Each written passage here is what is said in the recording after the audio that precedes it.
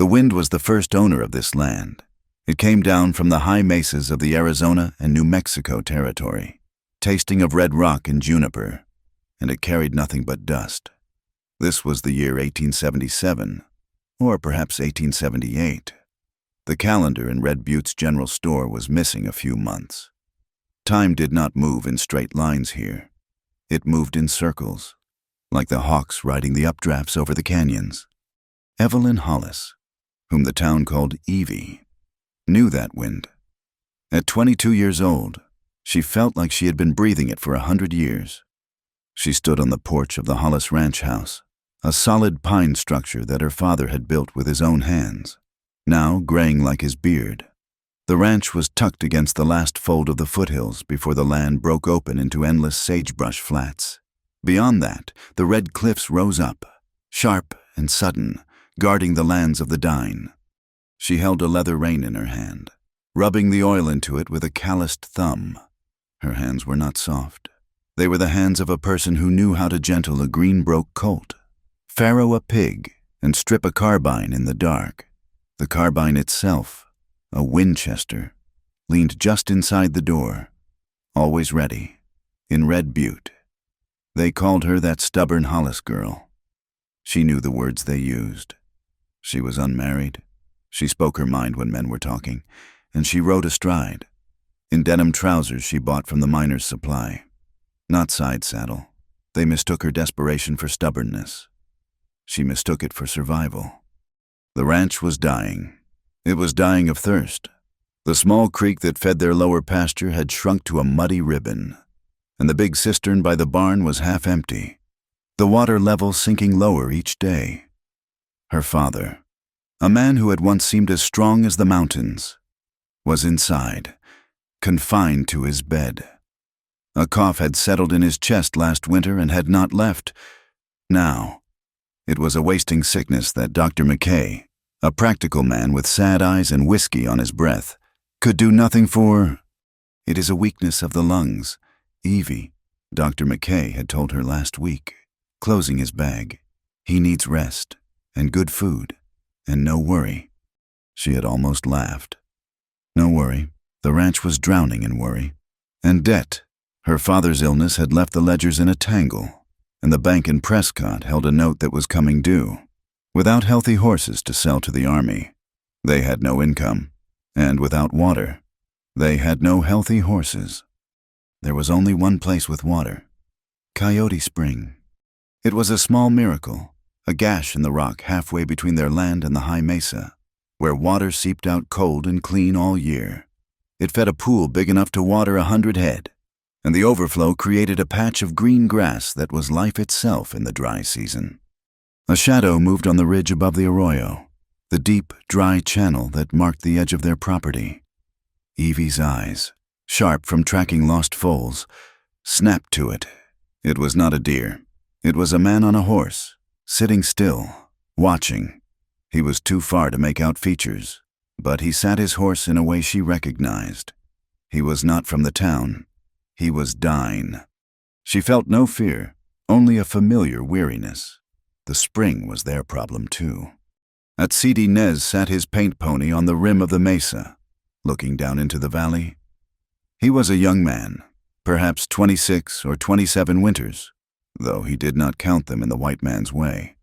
He counted them in seasons of hardship and seasons of peace. The last few had been hard. His people, the Doin, had been moved, pushed, and returned to a land that was scarred but still theirs. Now, new scars were coming. The iron track of the railroad was moving west, and men like Silas Beauregard were following it, digging into the earth, poisoning the water with their minds. Atsidi was a quiet man. His name meant smith in his language, but his trade was not metal. His trade was protection. He led the small band that watched the grazing routes, that kept the flocks safe from rustlers and the wolves. He wore his hair long, tied back with a simple cloth. His face was broad, his eyes dark and patient. He carried a rifle, but his honor was in his family, his people, and the earth beneath his pony's feet. He looked down at the Hollis ranch. He saw the woman on the porch, He had seen her many times, riding like the wind, her hair the color of straw, unbound. He had seen her shoot a rattlesnake from 50 yards. She was hard. That one. He turned his gaze north, toward Coyote Spring. His sister, Sani Yazi, had a sheep camp near there. Sani was a healer, a midwife, her hands gentle with new babies and strong with herbs. She had moved the flocks, the ewes and the new lambs, closer to the spring, counting on the water that had always been there, counting on an old promise.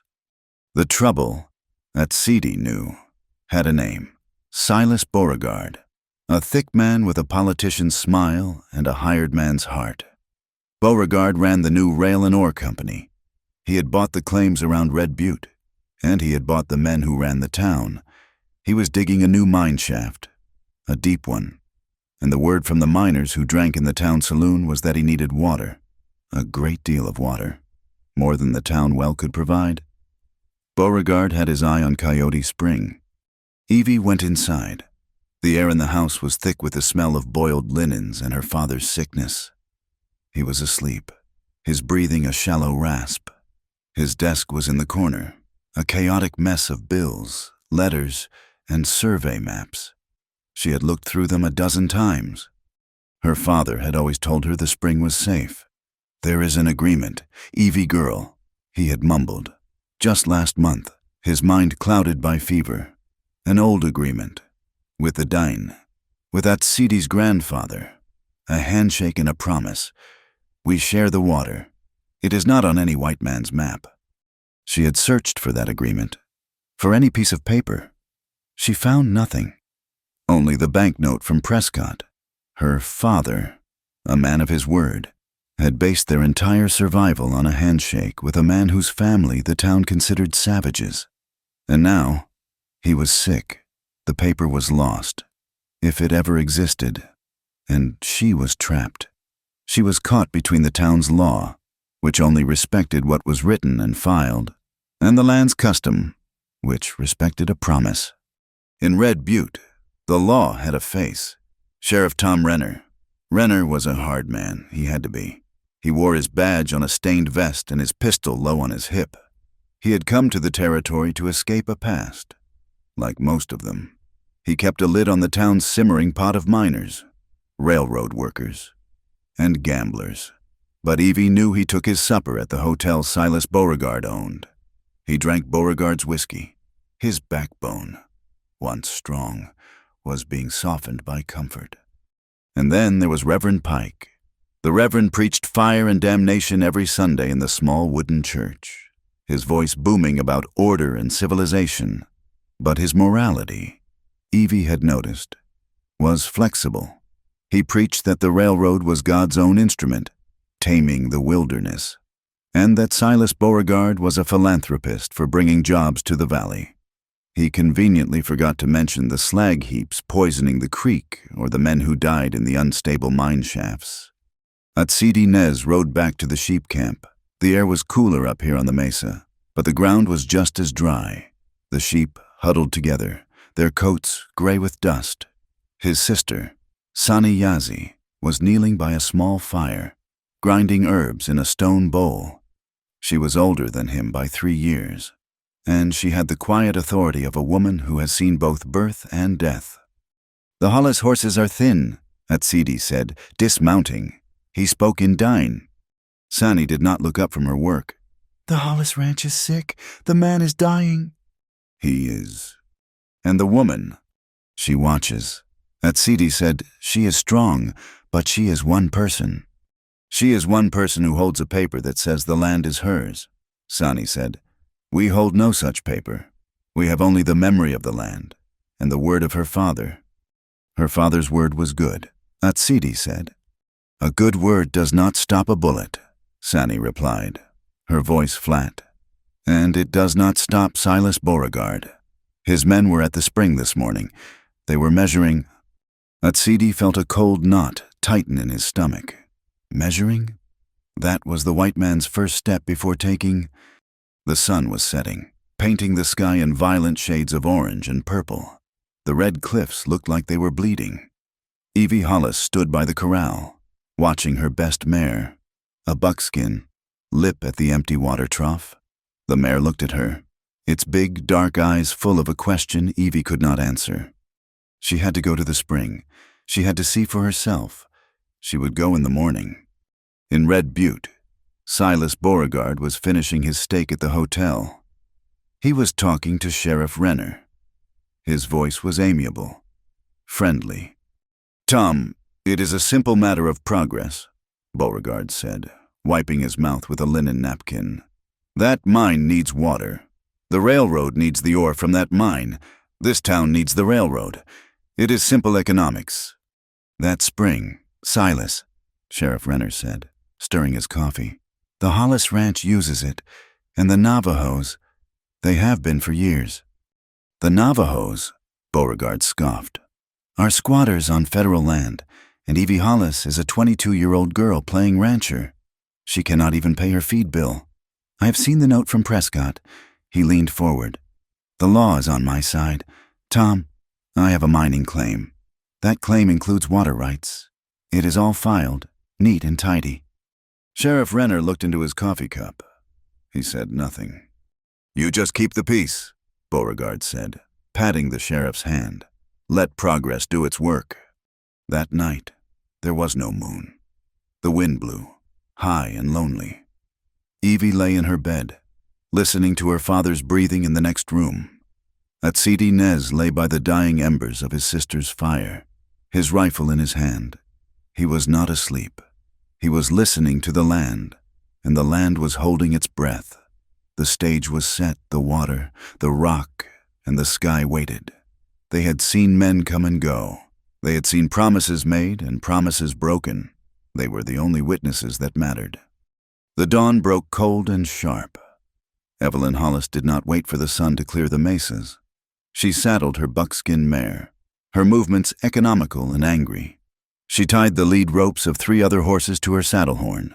They were the weakest, their ribs showing dark lines in the thin morning light. She had to get them to water, or she would be putting them down by evening. She rode with her carbine in its scabbard, but her mind was on the lost paper, the handshake, the impossible hope that civility would be enough. She smelled it before she saw it, the sharp, clean scent of fresh pine, a smell that did not belong by the juniper and sagebrush of Coyote Spring. Then came the sound, a dull, repetitive thud of mallets on wood. She rounded the final outcropping of red rock, and her breath caught. The spring was gone. In its place was a wall of raw, new timber, logs driven deep into the earth, mud and rock piled high to form a crude dam. The clear pool was already backing up, turning into a muddy, rising lake. Below the dam, where the creek had once run, there was nothing but a wet scar of dark earth. A new sign, painted white with black letters, was nailed to the highest post. Property of Rail and Ore Company. No trespassing. A half-dozen men, railroad workers in heavy boots and stained canvas, were coiling ropes. They were led by a thick-necked man with a shotgun resting in his arm. They had been busy. Then she saw the sheep. They were scattered across the hillside, bleeding in confusion. And near the rocks, where the main pool used to be, lay a figure. It was a Doin shepherd, a boy no older than 16, face down in the dust. His brightly colored blanket was torn, and his flock was wandering. Evie's anger turned to ice. She urged her mare forward, the other horses stumbling behind her. "Get him off this land," one of the workers said, "spitting tobacco." The man with the shotgun, the foreman, stepped forward. His name was Barlow. "This here is private property. Miss Hollis, best you turn those horses around." Evie ignored him. She swung down from her mare, her carbine still in its sheath. She walked straight to the fallen shepherd. She knelt beside him, her denim trousers scraping the rock. She turned him over. He was alive, his breath a shallow rasp. His face was a mess of blood and swelling, one eye closed completely. "Who did this?" she asked, her voice dangerously quiet. "He was trespassing," Barlow said. "We told him to move his flock. He got stubborn, same as you. I reckon. You beat a child, Evie said. It was a statement, not a question. I am telling you to leave, Barlow said, raising the shotgun slightly. A sound, like a pebble falling, made him look up. On the rim of the canyon, silhouetted against the bright morning sky, was Atsidi Nez. He was on his paint pony, as still as the rock he stood on. He was not alone. 2 other Doin riders, armed with bows and rifles, fanned out on either side of him. They did not appear with noise or shouts. They were simply there, as if the land itself had produced them. Barlow's men shuffled, their hands moving to their own sidearms. Well, look who it is, Barlow sneered, trying to sound brave. The trespassers are having a meeting. Atsidi's gaze did not waver. He looked at the dam, a structure of violation. He looked at the scattered sheep, and he looked at the boy on the ground, the boy he had known since birth. His sister Sani had delivered him. His name was Kla. He is alive, Evie called up to him, her voice clear in the sudden, terrible silence. Atsidi did not look at her. He looked at Barlow. His men had their rifles up. Barlow's men had their rifles up. Evie was in the middle, her hands still resting on the beaten boy. Then, Atsidi raised his left hand, palm open, and slowly lowered it, a signal of peace. He had heard Sani's voice in his head all morning, a warning from the elders. Do not let them spill blood over the water. Blood sinks and poisons the earth. Water runs and gives life. Choose life. He nudged his pony forward, picking his way down the steep trail. That is far enough, Navajo, Barlow shouted. Atsidi stopped. He finally spoke, his English slow and deliberate, each word a heavy stone. You have harmed a child of the Doin. You have stolen the water. Stolen, Barlow laughed. We got papers, filed proper, which is more than you got. This here is company land. Now, you take your boy and your sheep and get... My father has an agreement. Evie stood up, her face pale with fury. An agreement for this spring. A contract. Barlow spat again. A contract. A piece of paper. I have got a filed claim, registered with the territorial office. My paper beats your paper, little lady. And it sure as hell beats his memory. He jabbed a finger toward Atsidi. I will have you both arrested for interference, as if summoned by the word. Sheriff Tom Renner rode into the clearing. He had 2 deputies with him. He did not look surprised to see the dam, or the armed men. He looked tired. Sheriff, Evie said, stepping toward him. Thank God. Look what they have done. They have dammed the spring. They beat this boy. Renner dismounted, pulling at his mustache. He looked at the dam. He looked at Atsidi. He looked at Barlow. Silas Beauregard filed a claim. Evie, Renner said, his voice flat. It is legal. The judge signed off. That cannot be, Evie cried. This is Hollis land. We share it. We have always shared it. That is not what the survey map says. Renner said, the survey says this spring is on unallocated land, and Beauregard's mining claim is the first one filed. He is lying. My father... Your father is a sick man. Evie, Renner said, not unkindly. Maybe his memory is not what it was. Now, I am here to keep the peace, and the peace means this spring is now in dispute. To keep things fair, I am sealing it. Sealing it, Evie's blood ran cold. Nobody uses it, Renner declared, looking at Barlow. Then at Atsidi. Not the Rail and Ore Company, not you, Miss Hollis, and not the Navajo. Nobody, not until the circuit judge gets here. That could be a month, maybe more. Barlow started to protest, but Renner cut him off. That is my ruling. Barlow, you want to argue? You can argue with the federal marshal. Barlow subsided. A small smile on his face. He knew, and Evie knew, that this was a victory for Beauregard. The company could truck in water. Her horses would be dead in a week. The Doin flocks would be dust. Atsidi had dismounted. He walked over and, without asking permission, gently lifted Claw into his arms. The boy moaned. As Atsidi turned to leave, his eyes caught something on the rock face just above the spring, something that was not there yesterday. It was a painting, a symbol, drawn in crude red paint, the kind they sold at the general store. It was meant to look like a Doin sign, a ward of protection, but it was ugly, misshapen, and aggressive. It was an imitation, a threat. Atsidi stopped. He looked at the painting, then at Sheriff Renner. Who did this? Renner glanced at it. Looks like one of your markings. No, Atsidi said, his voice lower and more dangerous than Evie had ever heard. It is not. Evie looked at it, and she understood immediately. It was a plant, a frame-up.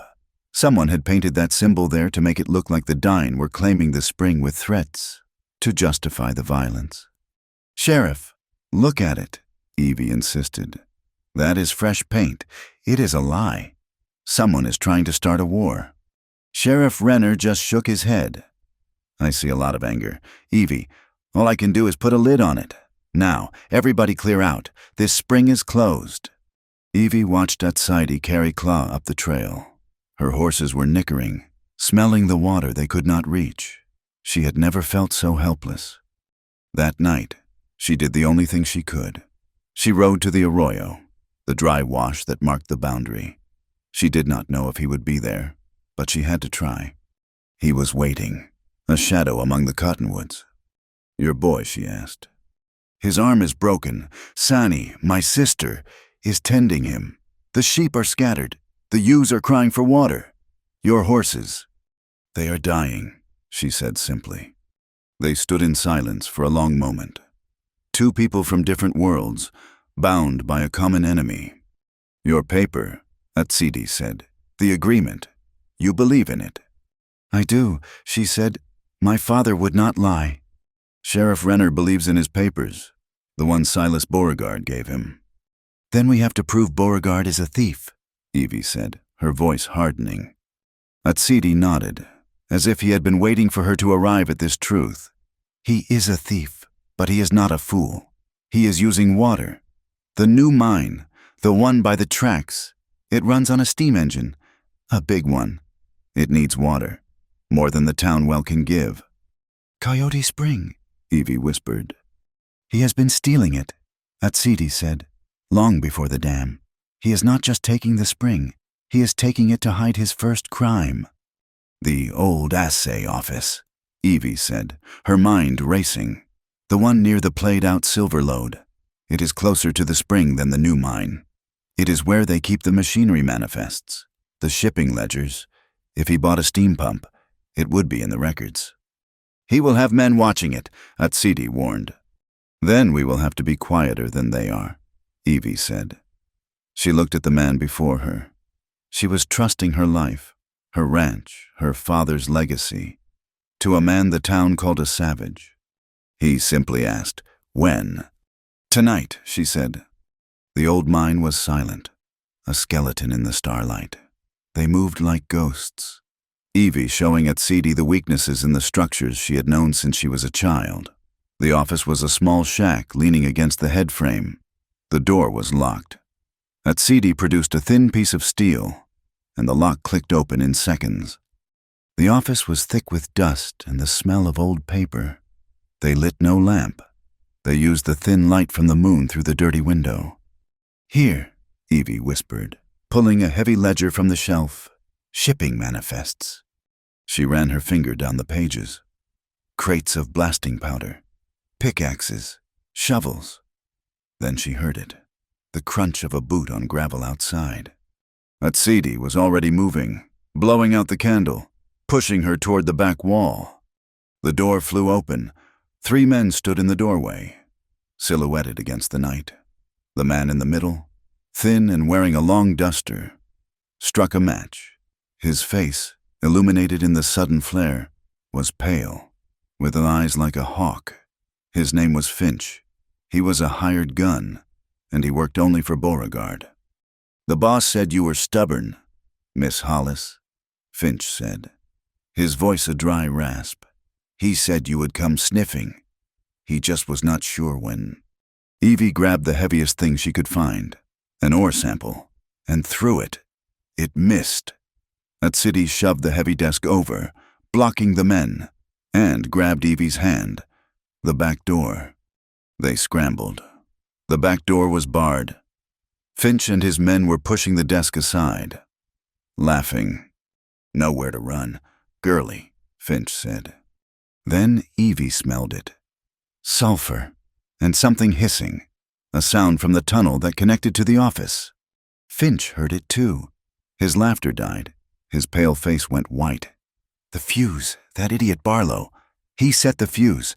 Get out. It was too late. The world dissolved. A wave of sound and pressure threw them against the wall. The office exploded in a shower of wood, paper, and rock. Evie felt a searing pain in her leg as a heavy beam crashed down, pinning her. The air was gone, replaced by choking dust and the smell of dynamite. She could not breathe. She was trapped. Finch and his men were gone, either vaporized or fled. Atsidi was on the other side of the beam. He was bleeding from a cut on his head, but he was moving. He tried to lift the timber. It would not budge. My leg, Evie choked. I am stuck. The mine was groaning. The ceiling was shifting. More rocks fell. Atsidi's eyes scanned the darkness. He saw it. High up on the wall, a square of dark sky, the ventilation shaft. I cannot lift it, he panted, the dust thick in his own lungs. He pulled his knife. He did not try to move the beam again. He began digging at the rock and dirt under her leg. A frantic, desperate excavation. He cut through her denim, his blade grazing her skin, but he did not stop until he had carved out a hollow. Pull, he commanded. She screamed as she wrenched her leg free. It was raw, bleeding, but it was out. The roof is going, he yelled. He pointed up. There. Can you climb? She looked at the shaft. It was 8 feet up. No, I cannot. You will, he said. He laced his strong hands together. Step. He shoved her, forcing her upward into the dark opening. She clawed at the splintered wood. Finding a handhold, he scrambled up behind her, pushing her, his strength a living force against her back. The mine gave a final, terrible shudder.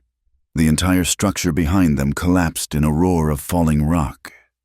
They tumbled out onto the hard-packed earth, gasping, their lungs on fire.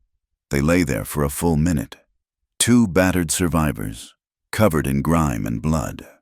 He had saved her. Evelyn Hollis opened her fist. Her hand was shaking, but her grip was tight.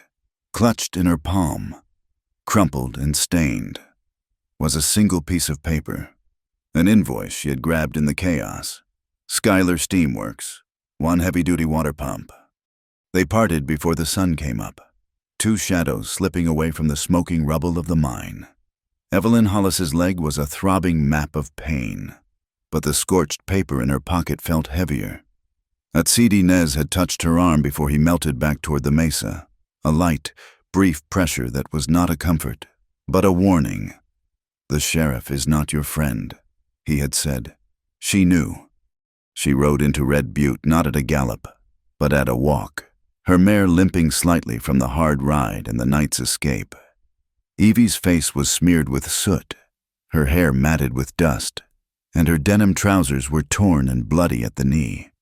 People stopped in the street to stare at the Hollis girl, looking more like a vagrant than a ranch owner. She bypassed the doctor's office, bypassed her own ranch.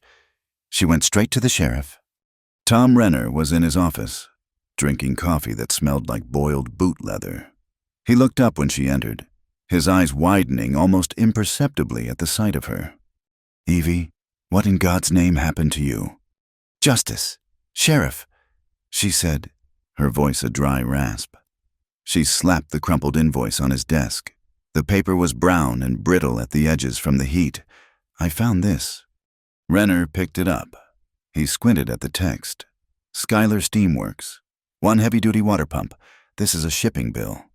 It is a motive, Evie corrected him. Silas Beauregard has been stealing water long before he built that dam. That is why he blew up the mine office last night. To hide this, Renner's face hardened. He put the coffee cup down. Blew up? Is that what you are claiming?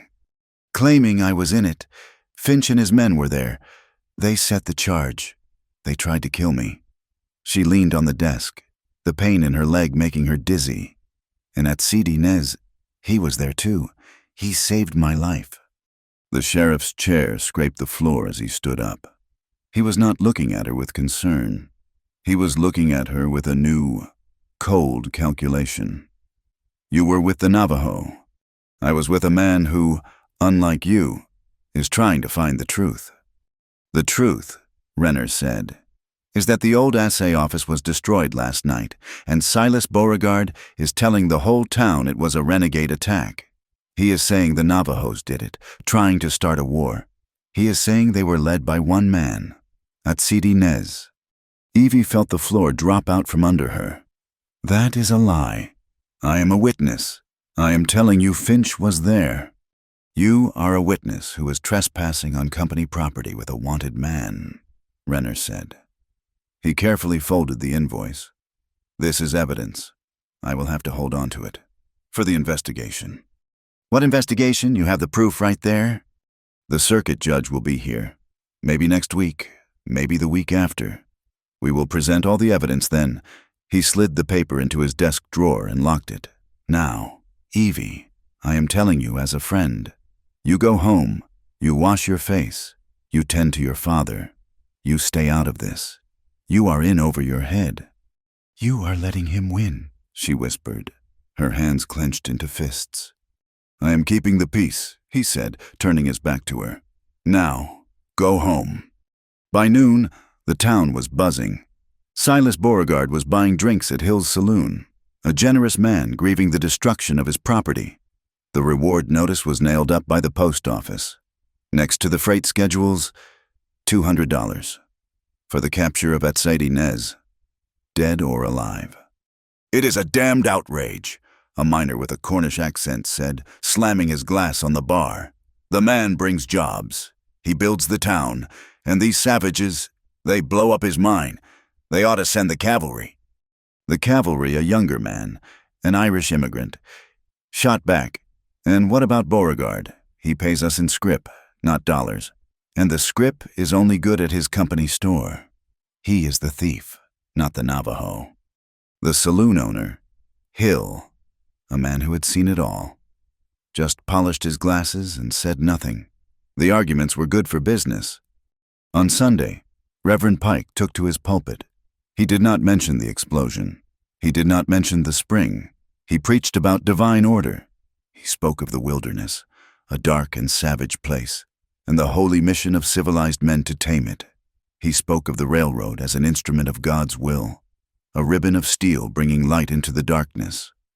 When progress comes, he boomed, his eyes scanning his small, dusty congregation.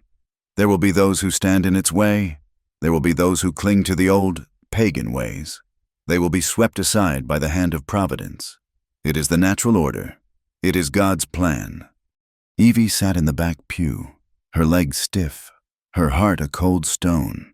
She was listening to the justification for her own destruction. She rode back to the ranch, her mind a turmoil. She was trapped. If she told the truth, she would be branded a liar and an Indian lover, her testimony worthless. If she stayed silent, she would lose the ranch. She was stuck between her conscience and her survival. She found her father awake. He was sitting up, a rare flash of clarity in his eyes. Evelyn, he whispered. He had not used her full name in years. I am here. Papa. He grabbed her hand, his own as thin as bundled sticks. The water, the spring. I should have told you. Told me what? The agreement. He coughed, a dry, rattling sound.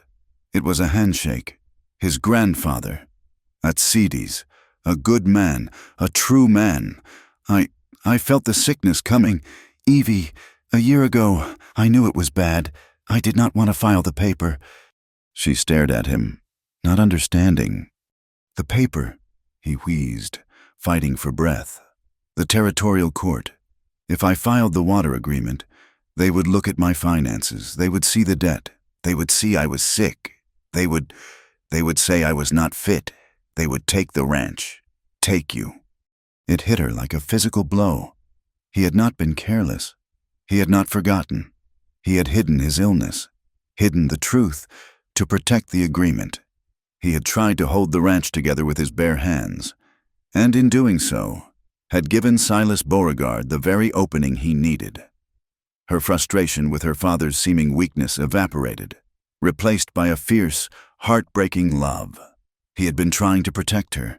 Now, she had to protect him. Miles away, on the high, windy mesa, Atsidinez watched his sister Sani tend to Claw's arm. The boy was in pain, but silent. The sheep were huddled, thirsty and afraid. He put a price on my head, Atsidi said, his voice flat. He was cleaning his rifle, his knuckles white, like I am an animal.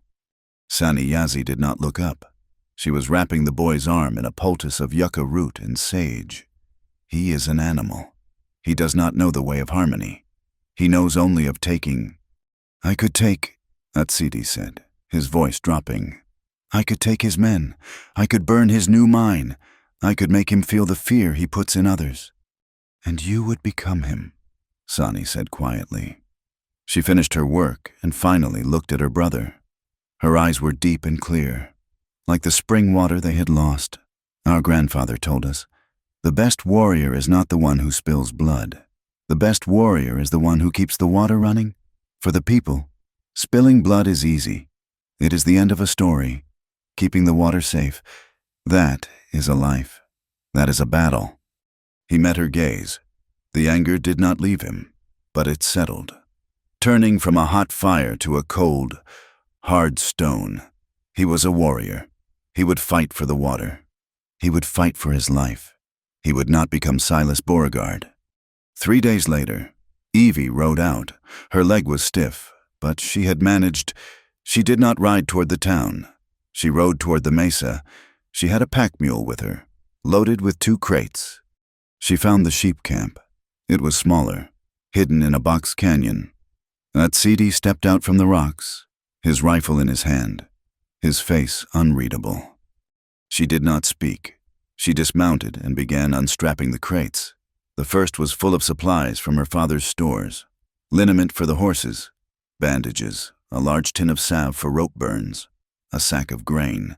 The second crate held medicine, bottles of quinine and laudanum she had bought from Dr. McKay. Your boy, she said, nodding to Claw, who was watching her with wide eyes. The medicine is for him, and the bandages. Atsidi said nothing. Sani came forward. She looked at the bottles. She looked at Evie. Then, her gaze fell on Evie's buckskin mare. The horse was favoring its left foreleg, the one that had taken the strain of the hard ride. Sani walked past Evie, ignoring the offered medicine. She went to the mare, murmuring in Doin. She ran her hands down the horse's leg, her touch impossibly gentle. The mare, usually flighty, stood perfectly still. Sani went to her gathering bag and returned with a handful of dark, mashed herbs. She applied it as a poultice to the mare's leg, then wrapped it tightly with a strip of cloth. She looked at Evie. She will be well by morning. It was an exchange, not of goods, of understanding. Evie, the practical woman of the ranch, had brought bottles and tinctures. Sani, the woman of the earth, had brought healing. Evie nodded, her throat tight. She rode home under a sky that threatened rain. She felt the first glimmer of something that was not despair. She smelled the smoke from a mile away. It was not the chimney. It was the wrong kind of smoke, oily and thick. She spurred her tired mare into a desperate run, her heart pounding against her ribs. It was not the main house. It was the south barn, the one where she kept the winter hay and the repaired tack. By the time she arrived, it was a funeral pyre. The roof was collapsing inward, sending a volcano of sparks into the darkening sky. She could do nothing but watch it burn, the product of a year's hard labor gone in an hour. Then she saw it, on the wide, white-painted door of the main barn. illuminated in the hellish orange light of the fire. The same ugly, misshapen symbol from the spring, painted in fresh, dripping red. The next morning, Evelyn Hollis rode into Red Butte for the last time. She was clean. She wore her best denim trousers, a clean shirt, and her father's old coat. Her hair was tied back, her carbine was in her scabbard, and her pistol was on her hip. She rode straight to the livery stable. Atsidi Nez was waiting in the shadows, his pony already saddled. He had a pack roll tied behind his cantle. He had seen the smoke from the mesa. He knew. He said nothing. He just looked at her, a question in his eyes. "You were right," Evie said, her voice clear and strong. The entire town could hear her. "The law in this town is a lie. The sheriff is a coward. And I am done waiting for a judge who will never come." She pulled her mare around, facing the long, dusty track that led east. "I am riding to Santa Fe. I am going to the territorial court. I am going to find a lawyer who is not on Silas Beauregard payroll." Atsidi Nez nudged his pony up beside hers. "You will not go alone." They rode out of town together, side by side. They did not look back. From the window of the hotel, Finch watched them go. He struck a match and lit a thin cigar. He smiled. In his office, Sheriff Renner handed a telegram to his youngest deputy. "Send this. I want a man in Santa Fe to watch them. For her protection, you understand. I do not want her getting into any more trouble." The deputy nodded, but he did not meet the sheriff's eyes. He knew, just as the sheriff knew, that the leash had just gotten longer. The trail to Santa Fe was not a road. It was a rumor, a scar of broken rock and alkali dust that the locals called the Thunder Trail. It climbed from the red flats into the high, broken country, a land of sudden storms and long, empty distances. They rode hard for 2 days, speaking little, their silence a shared language of grim purpose. Evelyn Hollis had imagined herself a capable rider, a woman who knew horses. But riding with Atsidi Nez was like riding with a piece of the land itself. He moved without wasted effort, his pony seeming to find footholds in sheer rock. He taught her, without words, how to read the flick of a mule's ear as a sign of shifting wind, how to conserve her mare's strength, how to listen to the silence. She proved she was not a town lady on the evening of the second day. They had made a cold camp in a ring of boulders when the wolves came. Not a large pack, but a desperate one, thin and bold. 2 shadows, then 3, detached themselves from the dusk. Evie's carbine was in her hands before the first one howled. Atsidi already had his bow. The fight was over in 30 seconds. It was not a grand battle. It was a swift, brutal, and rhythmic piece of work. A flash of fangs, the twang of a bowstring, the sharp crack of her Winchester. 2 wolves lay dead, and the third, a shadow with yellow eyes, vanished. They had not spoken a single word. They had simply moved, each covering the other's flank. She had killed her wolf with a clean shot to the chest. He had put an arrow through the second one's throat. They stood in the ringing silence, breathing hard. 2 hunters, 1 pack. They left the wolves for the buzzards and rode on. The next morning, the pursuit they had been expecting finally found them. The trail narrowed, winding through a steep pass with granite walls. Atsidi, riding 10 yards ahead, suddenly raised his hand. Evie reined in, her mare tossing its head. The sound came a moment later, the rattle of a light carriage, a buckboard, being driven too fast. "Finch," Evie breathed. Atsidi was already off his horse, motioning her into a crevice, a crack in the rock just wide enough for them and the horses. "Stay here. Do not shoot unless I do."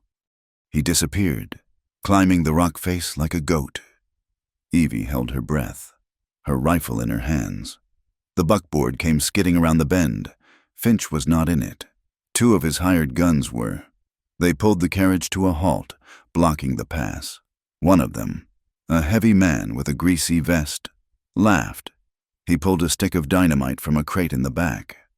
"He said they would come this way," the man said, striking a match. "And the boss wants it closed permanently." He lit the fuse. It was a long one. He was not trying to hit them. He was trying to start a landslide, to bottle them up or bring the mountain down on their heads. He jammed the hissing stick into a fissure in the rock above the trail. "Now we wait," he said, pulling out a rifle. Evie saw it, the hissing, sparking fuse, 20 seconds of life. She looked up. Atsidi was nowhere to be seen, probably trying to get a better angle. These men did not know he was gone. They were watching the trail behind them. She made a decision. She was the only one with a clear shot. She stepped out from the crevice. What the hell, the man in the vest said, spinning around. Evie did not wait. She raised the carbine, took one breath, and fired. It was a long shot, maybe 70 yards. The bullet hit the granite, a foot wide. The man raised his own rifle, a grin splitting his face. Stupid girl. He fired. The bullet sparked on the rock near her head, showering her with stone chips. She ignored the sting. She ignored him. She was breathing. She saw only the fuse, a tiny, sputtering star of death. She lined up the sight. She exhaled. She squeezed the trigger. The world went silent for 1/10 of a second. Then the dynamite stick exploded with a sharp, outward crack, not the deafening roar of a landslide. Her bullet had hit the fuse, igniting the charge instantly. In the open air, the force blew outward, not downward. The man who had lit it was thrown backward, his face a mask of surprise and soot. The other man, stunned, was trying to work his rifle. An arrow appeared in his throat. He looked down at it, confused, before he fell. The man in the vest was scrambling, his shotgun lost. Atsidi was on him in 2 bounds, a knife in his hand. The fight was shorter than the one with the wolves. Evie ran forward, her rifle ready, but it was over. Atsidi stood over Finch's man, his face grim. He had not killed him. He had hit him, once, hard, with the butt of his knife. The man was unconscious. That was a good shot. Atsidi said. He was breathing hard. "They will send more," Evie said, reloading her carbine. "Yes." He began searching the man's pockets, then moved to the buckboard. He pulled out the crate, more dynamite, and underneath it, a folded oilcloth packet. He pulled it out and opened it.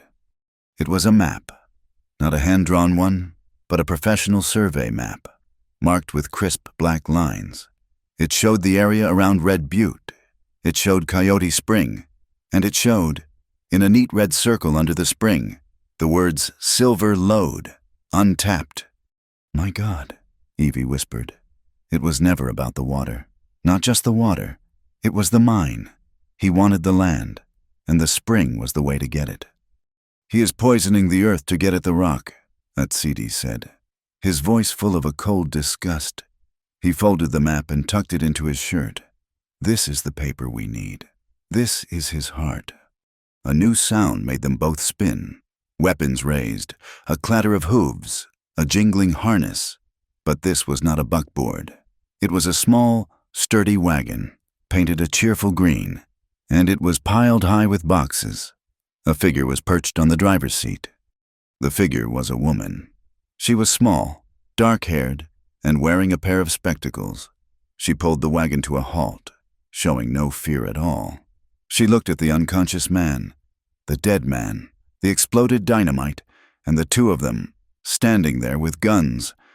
"Well," the woman said, in an accent that was part Texas, part Spanish, "this looks like a party I was not invited to. I saw the smoke. I am Betty Vargas, Santa Fe son. And who, may I ask, are you?" She hopped down from the wagon.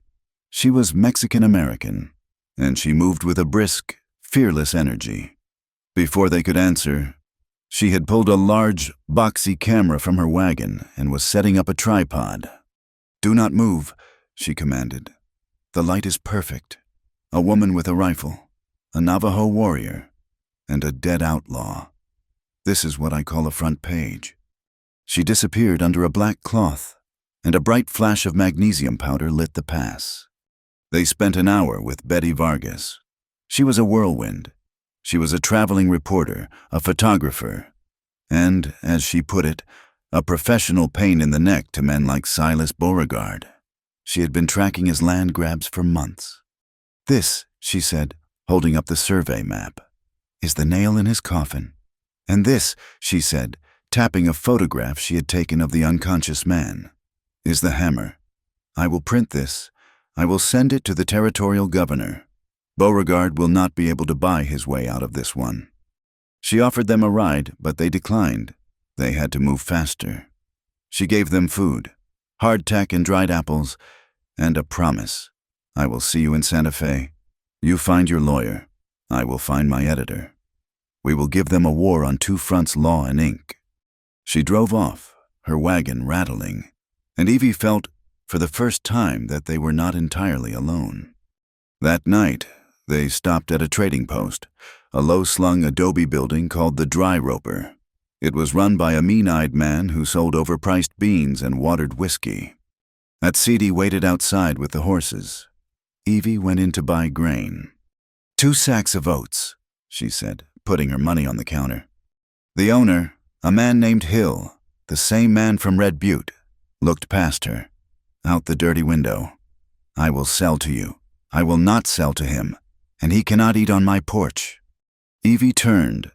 Atsidi was standing by the horses, his face impassive. He had heard. Evie turned back to Hill. She slowly picked up her coins. "Then I will not be buying any oats, and I will be telling every traveler I meet on the road to Santa Fe that you sell rotten feed and your water is brackish." Hill's face reddened.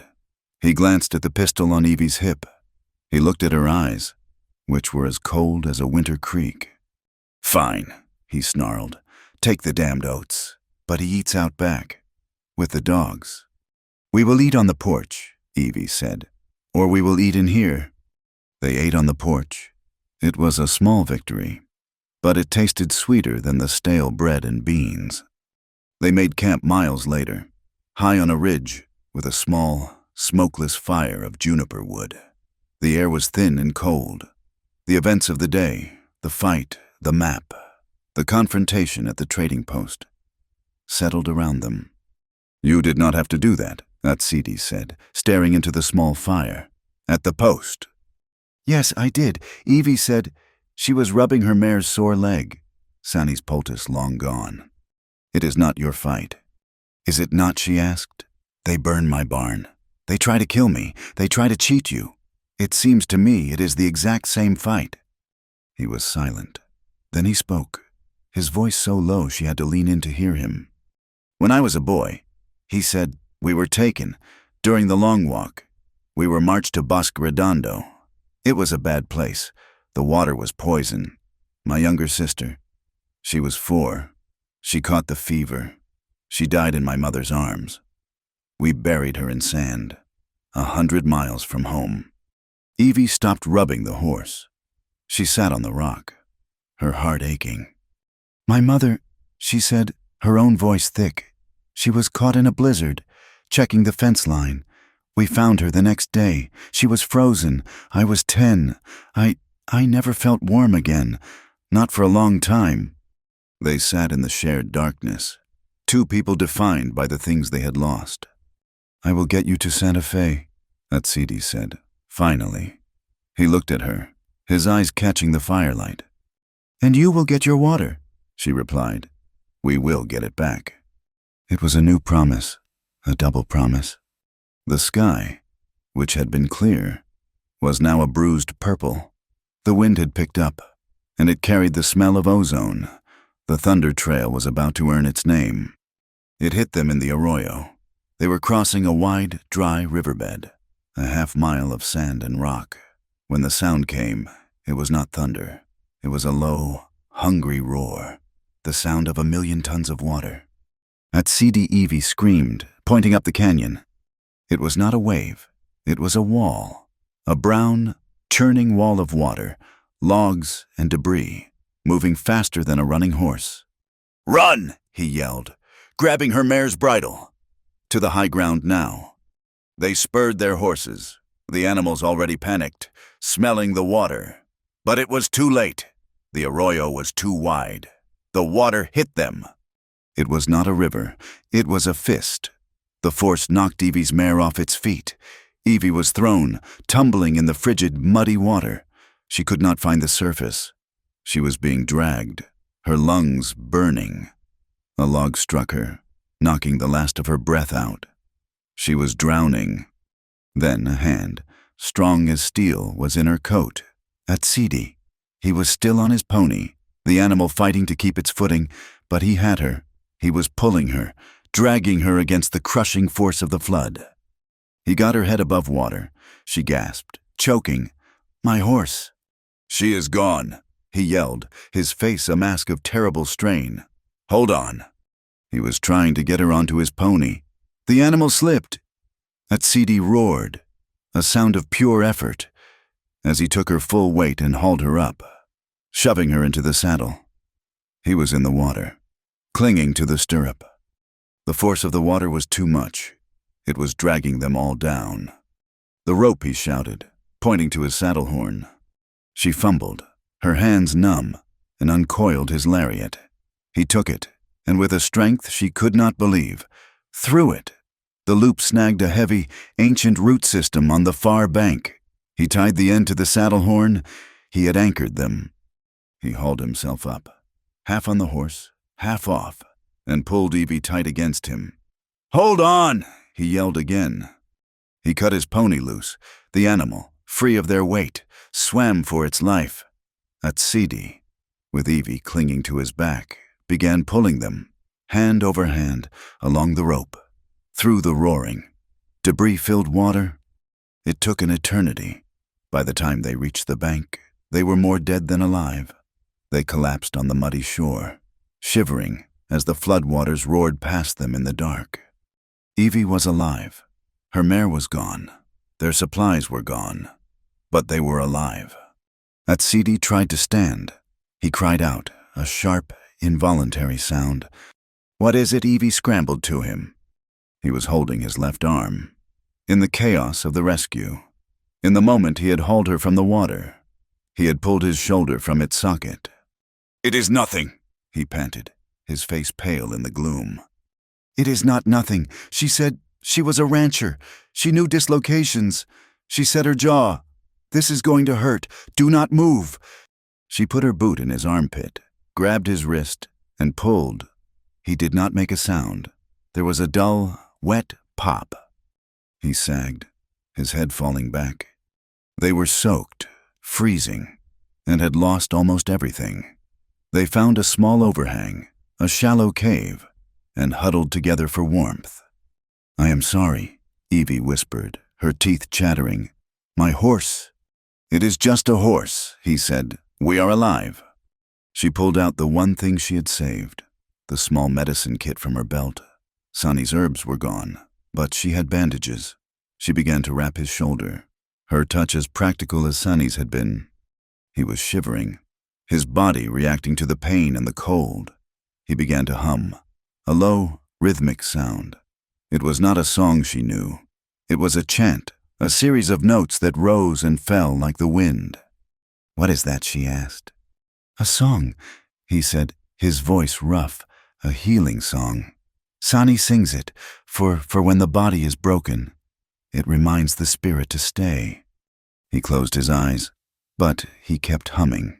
She finished wrapping his shoulder. She was so cold she could not feel her fingers. She did not think. She simply acted. She moved, huddling against his good side, sharing the last, desperate remnant of their body heat. He did not pull away. He let her stay. He kept humming the song, and she listened, until the sound of the roaring water and the sound of his voice were the only two things left in the world. They limped into Santa Fe at dusk.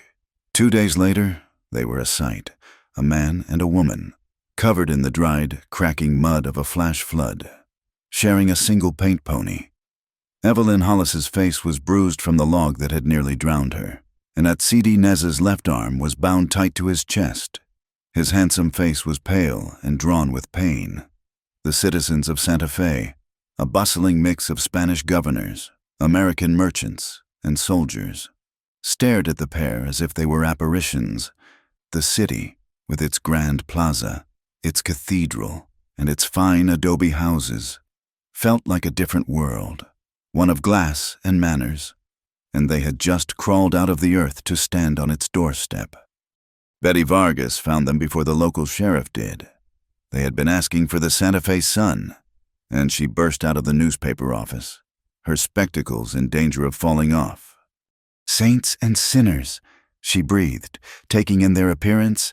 She did not ask questions. She acted, "Come with me, both of you." She bustled them into a stable, paid for the pony's care, and then hustled them through a back door into a small hotel. She got them 2 rooms. She sent for a doctor, a real one, who examined Atsidi's shoulder with gentle, professional hands. The dislocation was reset, but reset hard. The doctor said, "Rebandaging it. He will be in pain for a week, but he will keep the arm. You," he said, turning to Evie, "are mostly just battered. Stay off that leg, and take this." He gave her a salve for her bruises. Betty paid the doctor, brought them trays of hot food, and a set of clean, borrowed clothes for Evie. Only when they had eaten, and the color had returned to their faces, did she pull out her notepad. "Now," she said, "tell me everything." They did. They told her about the dam, the explosion, the map, the fight in the pass, and the flood. Betty's pen flew across the paper. "The map," she said, her eyes gleaming. "The silver lode. That is the heart. Silas is not a rancher. He is a dragon, and that is his horde. But we do not just need a story. We need a sword." "We need a lawyer," Evie said. "I know one," Betty said. "The only one in this town Silas Beauregard has not bought. Her name is Clara Whitcomb, and she hates men who use the law to break it." Clara Whitcomb's office was not what Evie expected. It was not a dusty room full of rifles. It was on the 2nd floor, overlooking the plaza. It was neat, organized, and smelled of paper, ink, and a faint trace of lemon. Clara Whitcomb herself was a woman in her 40s, with hair pulled back so tightly it looked severe. She wore spectacles, and she did not smile. She listened. Evie did the talking, Atsidi sitting beside her, a silent, powerful presence that seemed to fill the small, civilized room. Evie laid it all out. The handshake her father spoke of, the dam, the invoice for the pump, the survey map, the injunction. Clara looked at the map, her thin fingers tracing the red circle. "A handshake is memory. Miss Hollis," she said, her voice crisp. "It is honor. In a courtroom. It is hearsay. But this map, she tapped it. This is intent to defraud. This is a motive for murder."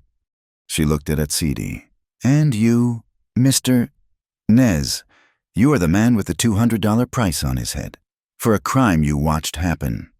"He is a witness," Evie said fiercely. "He is a target," Clara corrected. "But he is also, perhaps, our best leverage."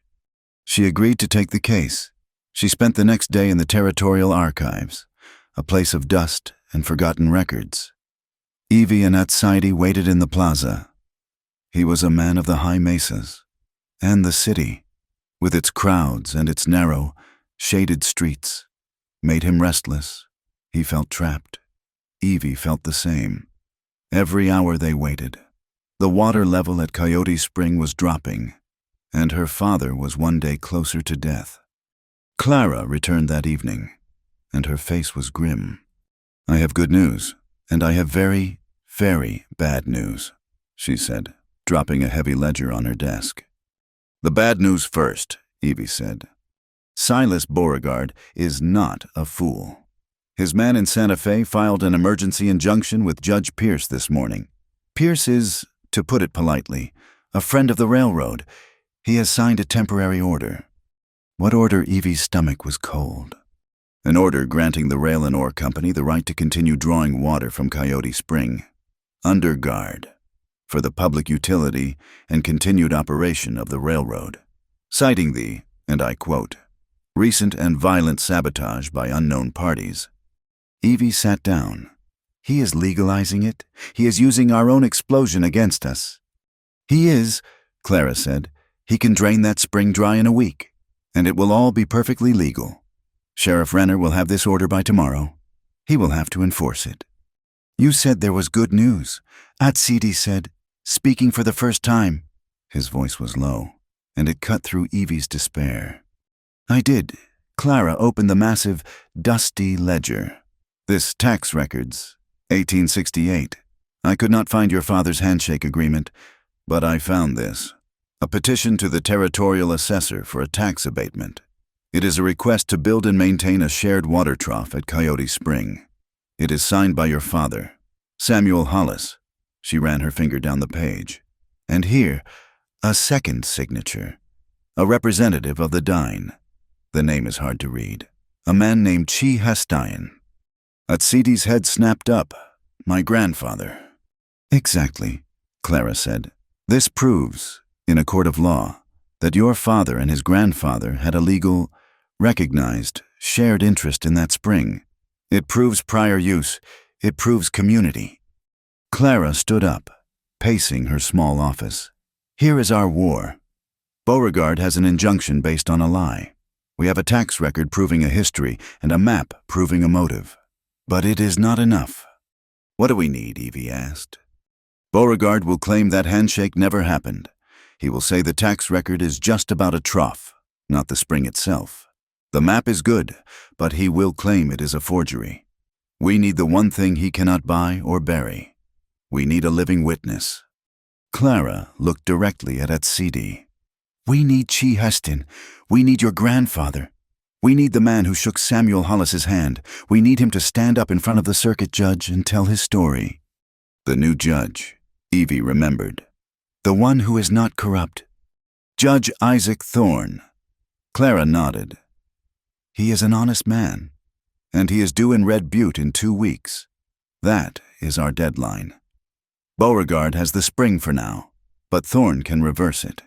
If he is still alive, you must get your grandfather, Mr. Nez. You must bring him to Red Butte." The plan was set. Betty Vargas, who had been listening in the corner, was already scribbling. "2 fronts," Betty said, her eyes bright. "You get the witness. I publish the story. By the time that judge arrives, he will have to choose between the law and the most hated man in the territory. I will make Silas Beauregard famous." They were to leave in the morning. Betty, using the newspaper's credit, bought Evie a new horse, a steady bay gelding, and supplies. But as they were packing the saddlebags, a Dine woman who sold herbs at the town market found them. She spoke in rapid, hushed tones to Atsidi. Evie saw the change come over him. His face, which had been tight with pain, went perfectly, terrifyingly still. "What is it?" Evie asked. "Sanny," he said, his voice flat. "My sister. She came to the market to trade for medicine. She was seen. Finch's men. They took her." "It is bait," Evie whispered. "They knew you were here." "Yes," he turned, his one good arm moving to his rifle. "They want me. They will have me." "You will be walking into a trap," Betty said, grabbing his arm. "That is what they want. Think, where would they take her?" Atsidi's eyes closed for a second. "The old mission, north of the city. It is in ruins. It is a place of shadows. They will be watching the road." "Then you will not go by the road," Betty said. "Atsidi, you are the bait. They want you, Evie and I. We are just 2 women. They will not be looking for us." Atsidi looked at Evie, his face a mask of conflict. He could not protect his sister and himself. "He is right," Evie said, her voice steady. "You are the target. You lead them on a chase. Draw them away. Betty and I will get Sanny." "It is not your fight," he said, his voice raw. "I believe we settled that." She said, "We are a pack. Now, go, keep them busy." Atsidi rode out of Santa Fe, not east, but north, toward the mountains. He rode on the open road, a clear target. As they had predicted, 3 of Finch's men, who had been watching the stables, spurred their horses to follow. He led them into the high, broken country. a honeycomb of canyons and arroyos he had known since childhood. He was leading them into a maze. Evie and Betty took Betty's small, sturdy wagon. They looked like what they were, a reporter and her companion, out to photograph the scenic ruins. The old mission was crumbling, its adobe walls melting back into the earth. 2 men were there, their horses tied. They were not watching. They were drinking, confident. "They are waiting for Finch," Betty whispered. "They think the trap is set. They do not know they are the trap." She reached into her photography bag. And now, for the show, she pulled out a long red string of Chinese firecrackers. "What are you doing?" Evie asked. "Creating a diversion, my dear." Betty crept toward the guards' horses and tied the firecrackers to a saddle. She lit the fuse and ran. The explosion was magnificent. It sounded like a company of soldiers firing a volley. The firecrackers popped and banged, and the horses went mad, screaming, rearing, and breaking their reins. The 2 guards burst out of the mission, their rifles in their hands, their faces panicked. "We are attacked!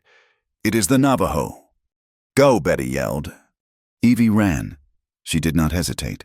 She held her carbine, and she ran straight into the mission. She found Sanny in a back room, tied to a chair. She was not crying. Her eyes were burning with cold fire. Evie cut the ropes with her knife. "Come on, quickly!" They were almost to the door when one of the guards realized the trick. He had seen the wagon. He saw Evie. "It is the girl." He lunged for her, a knife in his hand. Evie shoved Sanny out the door. "Run!" "Sanny, get to the wagon." The man was between her and the exit. He grinned, his teeth rotten. "Finch will pay me double for you." He lunged. Evie did not shoot. There was no time. She did what she had done on the ranch. She used her rifle like a quarterstaff, smashing the heavy wooden butt into the man's face. There was a crack of bone, and he howled, stumbling back. But his knife was still moving. It slashed across her forearm, a line of fire. She did not look. She ran, bursting out into the sunlight. Sanny was already in the wagon, and Betty had the reins, slapping them on the horses' backs. Evie scrambled in, and the wagon lurched forward, rocks and sand flying from its wheels. They met at Saidi an hour later, at the river crossing. He was waiting, his pony lathered but calm. The 3 men who had followed him were, as he put it, lost in the rocks. He saw Sanny first, and the relief that washed over his face was so profound it made Evie's throat ache. Sanny jumped from the wagon and went to him, speaking in rapid Doin, her hand on his good arm. Then Atsidi saw Evie. He saw the blood. He walked past his sister, his moccasin silent on the ground. He came to the side of the wagon. He looked at her arm. The cut was shallow, but it was long, bleeding freely. His hand came up. His fingers, warm and calloused, brushed the skin just above the wound, not touching the blood, but touching her. His eyes, dark and full of the storm he had just ridden, met hers. He was looking at her, not as a white woman, not as a partner, but as a person who had bled for his family. He was humbled. He was shaken. He was, in that moment, completely undone. He said nothing. He did not have to. Evie's heart was hammering so hard she thought he could hear it. She did not pull her arm away. Sanny, ever practical, broke the spell. She was already rummaging in her bag, which the men had not bothered to take. "It is a scratch," she said, pulling out a handful of herbs. "It will heal. We have a long ride, and we are burning daylight." They left Santa Fe in the dust, a strange, battered group, a warrior with one good arm, a healer, a reporter with a story, and a rancher with a new scar, and a new reason to fight. They rode back into the Red Lands as a wounded, determined trio. Sani Yazi, her face set, led them on paths of stone and dry grass where their horses would leave no mark.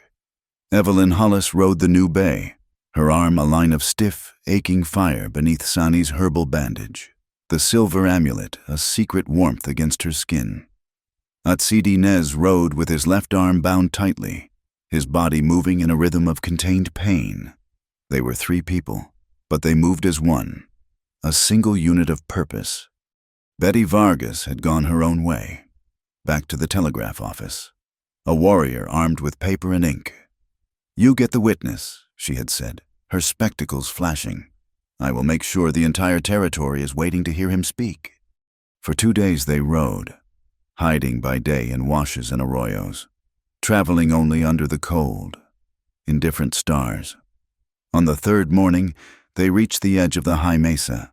Below them, in a hidden fold, lay Sani's sheep camp. Kla, the young shepherd, was there, his arm in a sling, his eyes widening as he saw them. Sani dismounted.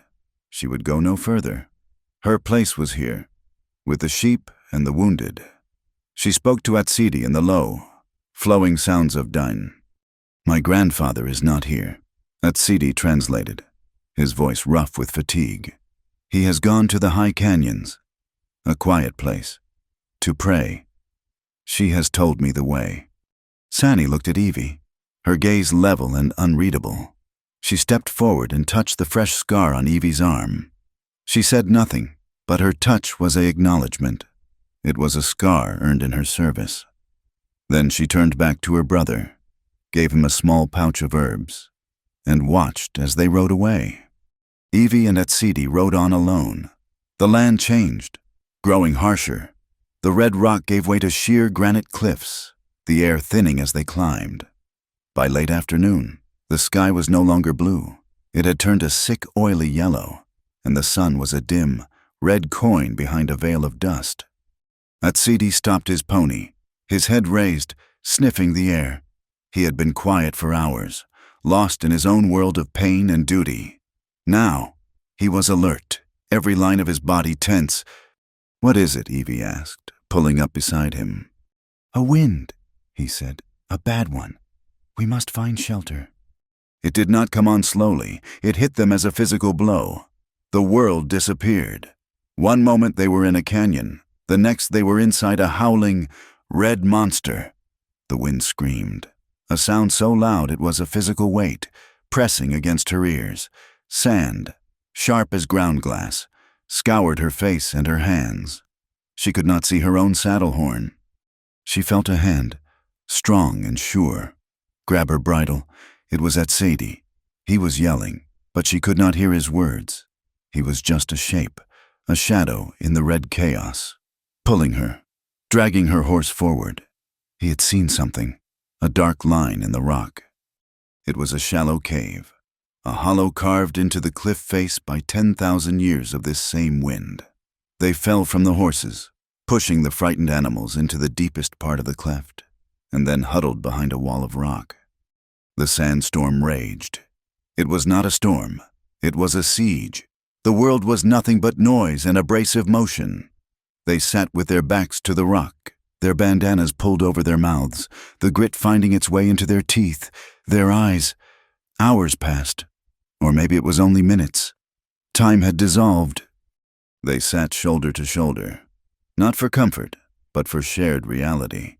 They were the only 2 living things in this howling void. In the screaming darkness, Evie finally said the thing that had been eating at her soul. She had to yell to be heard over the wind. "This is my fault." He turned his head, a dark shape beside her. The storm. All of it, she cried, her voice breaking. "You, the price on your head. Sani, being taken. Your arm, the mine. Finch, I brought this all on you.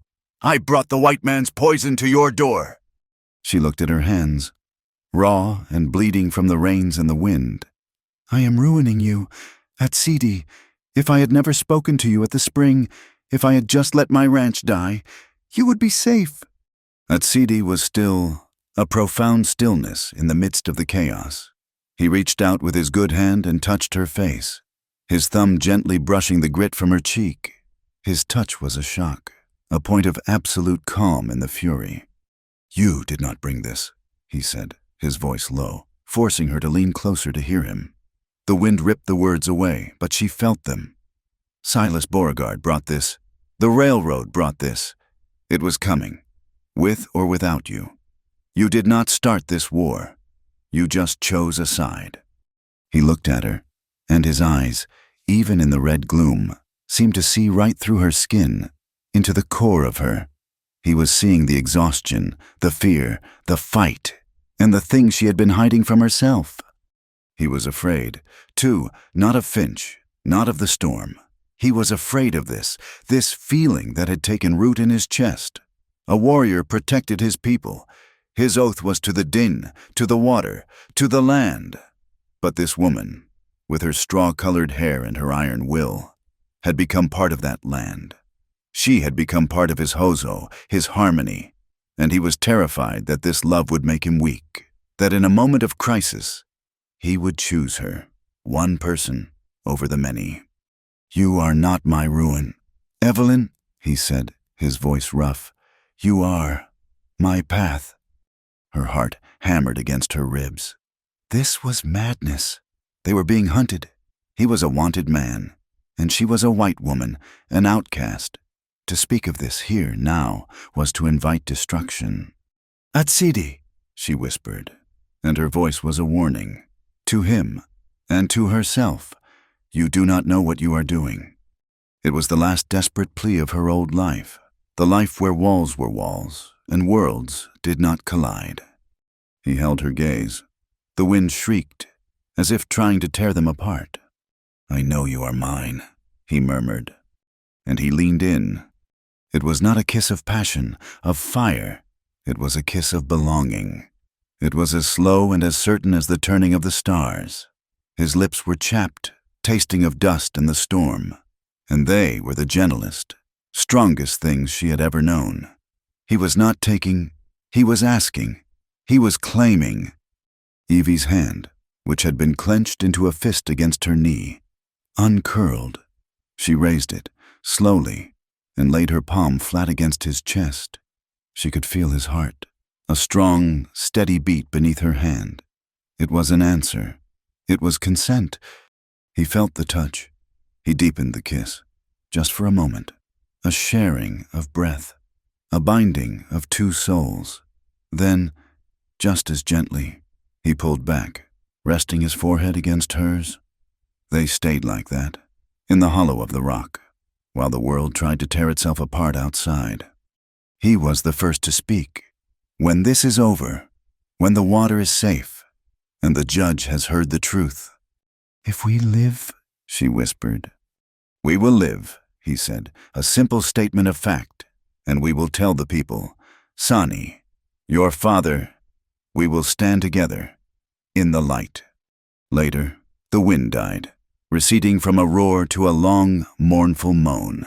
The air was still thick, but the world was returning. Evie reached into her pocket. Her fingers found the small, tight braid she had made.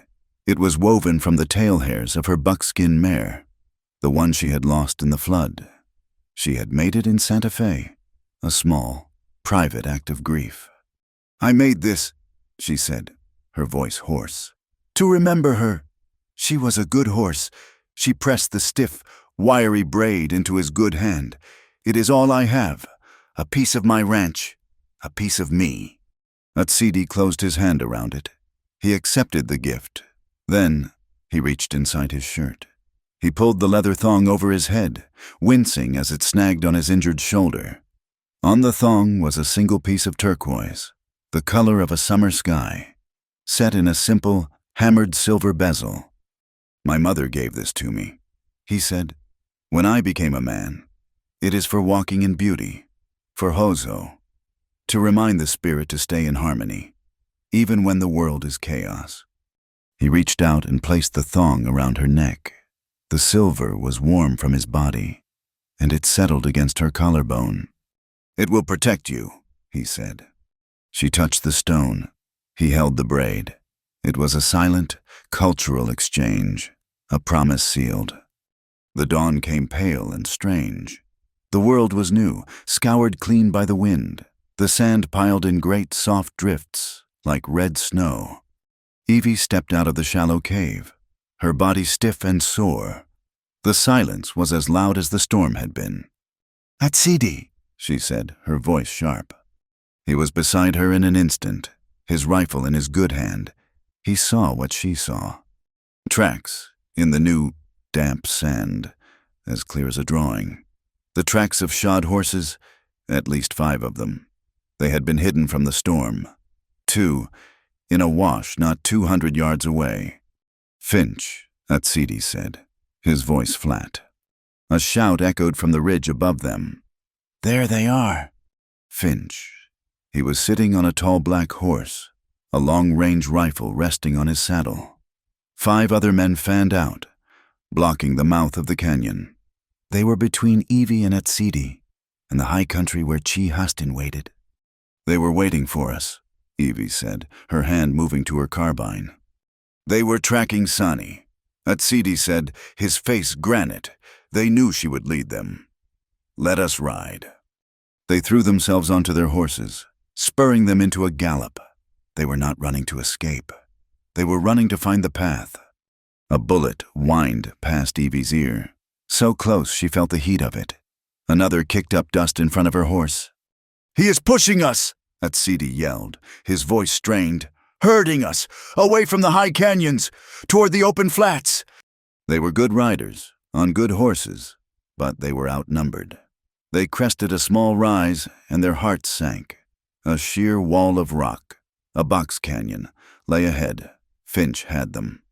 Then, a movement from the rocks to their left. A single rider, on a swift, spotted pony. It was Sani. She had circled back. She had seen Finch's men following them, had known the storm would not be enough to stop them. She was waving, frantic. This way, she cried, pointing not to the canyon, but to a crack in the wall so narrow Evie had not even seen it. To the 2 brothers. Atsidi wheeled his pony, grabbing Evie's rein and pulling her with him.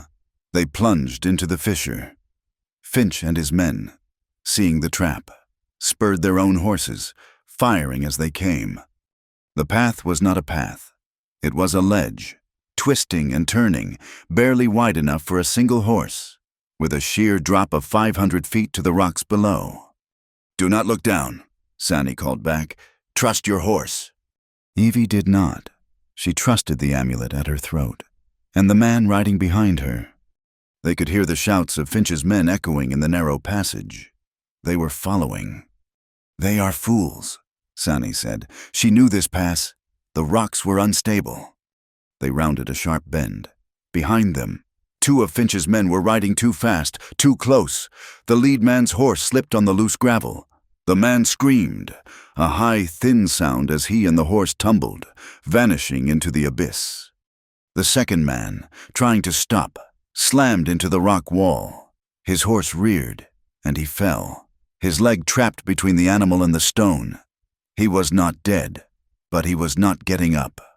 Finch, in the rear, saw it all. He pulled his horse to a skidding, terrified halt. He was trapped, his path blocked by his own fallen man. He screamed, a wordless sound of pure rage, and fired his rifle into the air. The sound echoed, a final, frustrated thunder. They rode out of the pass, into the light. They were in a high, hidden valley, a bowl of green grass and clear water, untouched by the storm, untouched by the world. In the center of the valley sat a single, 8-sided hogan, its door facing the east. An old man sat outside, on a blanket, weaving. His hair was white, his face a map of 100 winters, but his eyes were as clear and sharp as a hawk's. He looked up as they approached, as if he had been expecting them all along. Atsidi swung down from his pony, his good hand raised. He walked to the old man, and the 2 spoke in Doin. Evie dismounted, her legs shaking. She stood by the horses, waiting. Atsidi turned. Evelyn Hollis, this is Chi Hastin, my grandfather. They sat in the quiet of the hidden valley, the wind a high, thin whisper worlds away. Chi Hastin sat before his hogan, his hands, wrinkled and strong, never ceasing their work on the loom. He looked at Evelyn Hollis, his eyes holding a history she could only guess at. He had seen the turquoise amulet at her throat, and he had seen the horse braid tied to his grandson's belt. He nodded. Once, a gesture of acceptance. Sani Yazi sat between them. Atsidi Nez stood, his good arm crossed over his bound one, his body a study in restless pain. Ask him, Evie pleaded, her voice hushed. Ask him about my father, Samuel Hollis. Sani spoke in Doin, her voice soft. Chi Hustin stopped weaving. He looked out across the small, green valley.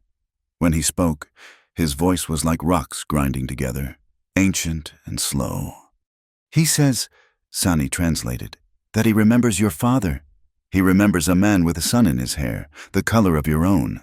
He came in the drought, the year the canyons ran with dust instead of water, the year of the hunger moon.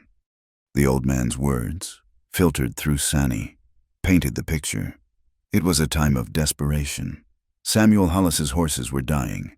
Chi Hastin's sheep were dying. The white men in the new town, Red Butte, were hoarding their well water. Your father did not come with a gun, Sani continued, her grandfather's voice filling hers. He came with 2 dying horses, and he asked to share. He did not ask for the spring. He asked for the life within it. He offered trade. We are a people of trade. Chi spoke again, a longer passage, his hands gesturing to the memory. They met under the full moon. Your father offered a fine bay mare, a strong one, in exchange for the right to water his herds. Always, my grandfather. He accepted. They shook hands. Not a white man's paper, a man's promise, on the land, under the sky. The land and the sky, remember. Evie's eyes filled with tears. It was real. It was all real. As if summoned by the story, a new sound entered the valley, a clatter of hooves, and a mule, breathing hard, led by a small figure. It was Kla, the shepherd boy, and perched on the mule, her spectacles askew, her face red with exertion, was Betty Vargas. Saints, preserve us, Betty panted, sliding off the mule. Do you people always hide at the top of a mountain? She was carrying her heavy camera, and another stranger box. Betty, how Evie gasped. Sani, Atsidi said, a small, rare smile touching his lips. She sent Kla for her, before we left the sheep camp. She knew we would need the paper warrior, too. I came as fast as I could, Betty said, ignoring them and walking straight to Chi Hastin. She looked at Sani. I need him to say that again. All of it. I brought something new. She unveiled her device. It was an experimental phonograph, a machine with a large horn and a cylinder of brown wax. It is a toy, mostly, a new curiosity from back east. They say it can capture a man's voice. I have never made it work. But today, we are going to try. For the next hour, they worked. Betty, fussy and profane, got the machine ready. Chi Hastin, with a child's curiosity, looked at the strange horn, and he spoke. Sani translated, sentence by sentence, the story of the hunger moon, of the bay mare, of the handshake, the old man's voice and Sani's, etching themselves into the soft wax. When he was finished, Chi Hastin rose. He was stiff, but his eyes were bright. One more, Sani translated. He went into the dim, warm hogan. Evie and Atsidi looked at each other. They had the story. They had it recorded. Chi returned. He was carrying a long, smooth piece of cottonwood, grayed and hardened with age. He held it out to Evie. She took it. It was heavy, and it was carved. Her breath caught in her throat. On one side, burned deep into the wood, was her father's brand, the Lazy H. She had seen it on 1,000 horses. On the other side, carved with the same deep age, was a Doin symbol, a stepped pyramid, with 3 lines falling from it. Rain, Atsidi said, his good hand touching the carving, the sign for the cloud, the water. The marker, Sani said, my grandfather and your father. They carved it together and drove it into the earth by the spring so that no man would ever forget, so the land would remember for them. Betty Vargas let out a sound that was half a sob, Half a cheer. That is it. That is the physical proof. The handshake, made wood. She fumbled for her camera, her hands shaking. Hold it up, Miss Hollis. Hold it where the light can see it. A crack, high and sharp, shattered the piece. A rifle shot. The bullet did not come near them. It struck the ground 20 yards away. A puff of red dust. It was a signal. Atsidi did not look. He grabbed Evie and pulled her toward the rocks. They are here. Sani was already helping Chi, moving him, fast, toward the honeycomb of stones that surrounded the valley. Finch, Evie breathed, her heart a block of ice. He got free. Atsidi peered from the rocks. His face was granite. He did not get free. He was let go. Look! On the ridge above them, clear against the sky, were 6 men, Finch, and 5 others. But they were not alone. There was a 7th man, heavyset, in a suit. He was pointing. Silas Beauregard. He came himself, Atsidi said, his voice a low growl, to watch his dog finish the hunt. Another shot. This one was closer. They were trapped in the rocks. The hogan and the valley floor now a killing ground. They are coming, Betty said, her voice thin, hiding behind a boulder with her precious wax cylinder. The fight was not a volley of gunfire. It was a close, ugly, hand-to-hand scramble in the rocks. Finch's men, confident, began climbing down, fanning out, trying to corner them. Atsidi, with Sani protecting Chi, was a shadow. Even with one arm, he was lethal. He used the terrain, his knife, his feet. He was not a soldier. He was a hunter. He sent one man crashing down with a thrown rock, and another found his knife. Evie was on her own, her carbine up. She had a position behind a narrow cleft, covering the others. A rifleman had spotted her. He was on a ledge just across from her, maybe 30 yards. Bullets pinged, biting at the stone near her head. She was pinned. He was reloading. She heard the click of the cartridge, the snap of the lever.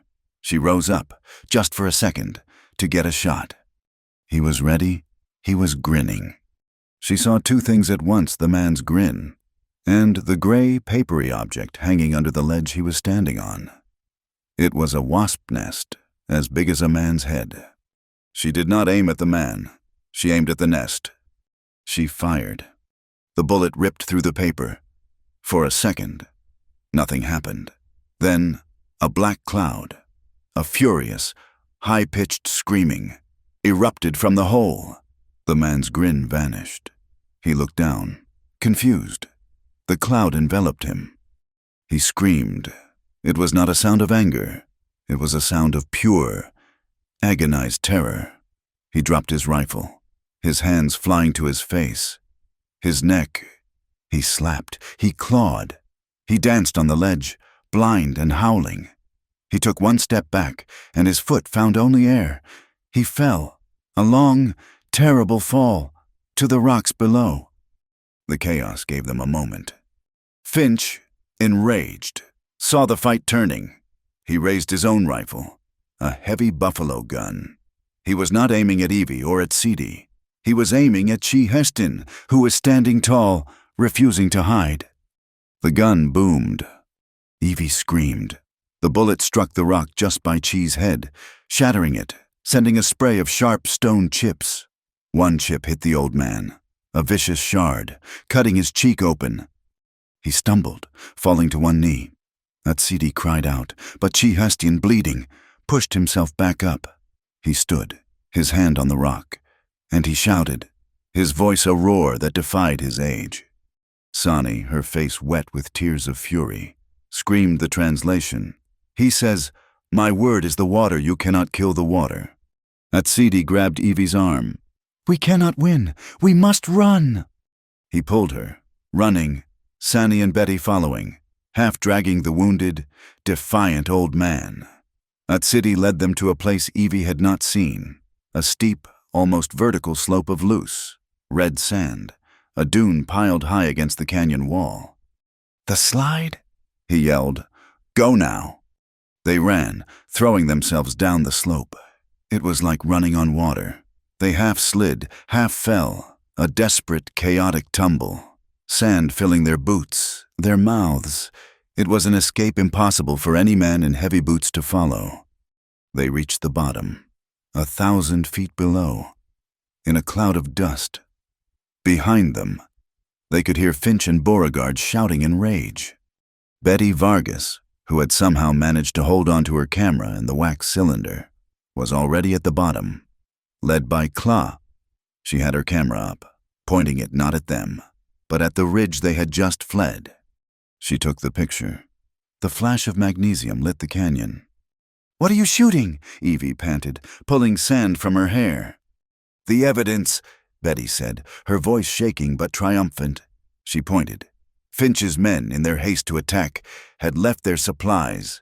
A crate, clearly marked dynamite. They brought explosives. "To the witness, that, my friends, is conspiracy to commit murder." They regrouped in a hidden wash, a mile away. Evie was shaking. Atsidi was checking his grandfather's face. The wound was shallow, but bleeding. Sani took over. She ignored the blood. From a small pouch, she took a pinch of yellow corn pollen. She touched it to Chi's forehead, his lips, and his heart, murmuring a low chant. It was not a prayer of thanks. It was a prayer of balance, a blessing for restoring Hosho. Evie stood back, her hat in her hands. She did not understand, but she recognized reverence. She bowed her head. The moment was broken by a new sound. A runner. It was not Claw. It was another Doin boy, his pony slick with sweat, its sides heaving. He had ridden from the lowlands. He spoke, his voice choked with panic. "To Sani." Sani's face went pale. The blood drained from it, leaving a mask of gray. "What had Sidi said? What is it?" "The news," Sani said, her voice hollow. "It is from Red Butte. Silas Beauregard is at Coyote Spring. Now, he has the large steam pump from the mine. He has 20 armed men, and Sheriff Renner is with them. He is standing guard, protecting the company property." While they drained the spring dry, they all stood in the sudden, terrible silence. They had the witness, they had the proof, they had the photograph, and in 2 days, it would all be for nothing. There would be no spring left to save. "We have to go, now," Evie said, her voice a steel wire. "Chi cannot," Sani said, her hand on her grandfather's arm. "He is old. He is wounded. Finch is still in those rocks. They will be hunting us. I must take my grandfather to safety. I must take him on the hidden paths, to the sacred places." Atsidi looked at his sister, then at Evie. He nodded. "Sani is right. The witness must be kept alive. He is our only hope in the court." "That leaves us," Evie said. She looked at Atsidi. She looked at Betty. "We race them," Atsidi said. His good hand found his rifle. "We cannot fight them, not 3 of us against 20. But we are not soldiers. We are ghosts. We can stop the machine." "And I," Betty said, carefully packing her wax cylinder, "will be the witness." The decision was made. Sani would take Chi Haston deep into the mountains, to a safe place, and bring him to Red Butte only when the judge arrived. Evie, Atsidi, and Betty would ride for the spring. It was a suicide run. Evie and Sani looked at each other. The dying woman stepped forward and grasped Evie's scarred arm. "You are a sister," Sani said. "Go. Walk in beauty." Evie turned to Atsidi. He was already mounted, his pony sensing the urgency. He looked down at her, the pain from his shoulder, the fatigue of the journey, all burned away by a cold, clear fire. He held out his good hand. She took it. His grip was tight. A promise. The turquoise at her throat felt warm. The braid in his belt was his anchor. "We will live," he said, repeating the words he had spoken in the storm. She nodded. Her own fear transformed into a hard, bright diamond of resolve. "And we will bring the water home." They mounted up, 3 riders against an army, and spurred their horses toward the rising sun. The sound hit them first. A heavy, rhythmic thump, ka-chunk, hiss. It was the sound of a metal heart beating in the darkness. A greedy heart. Evelyn Hollis, Atsidi Nez, and Betty Vargas dismounted in a cluster of juniper, 1,000 yards from the spring. The sky was a pale, cold gray. Dawn was not a promise. It was an interrogation. They crept forward on foot. Coyote Spring was transformed. It was a fortress. Silas Beauregard's men, at least 20 of them, had built a perimeter. In the center, squatting like an iron spider, was the steam pump. A thick canvas hose snaked from its boiler, and a massive iron pipe was shoved deep into the spring's pool, sucking the water dry. The water was not flowing to the pastures. It was being diverted into a long, newly dug sluice that led toward the railroad tracks.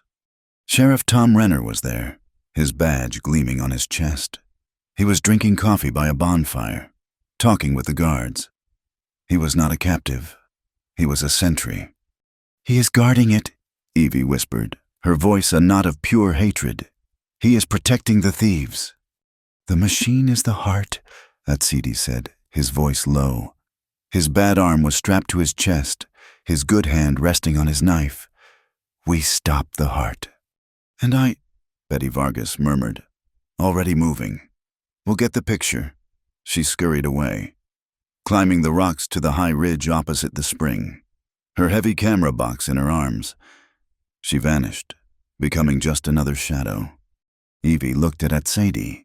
"We cannot fight them. We can only sabotage." "Not dynamite," he said. "That is their way.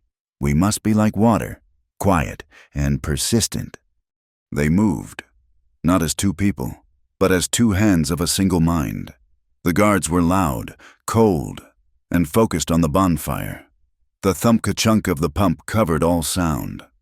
Atsidi was the shadow. He moved to the rear of the machine, where the heavy canvas hose fed steam to the piston.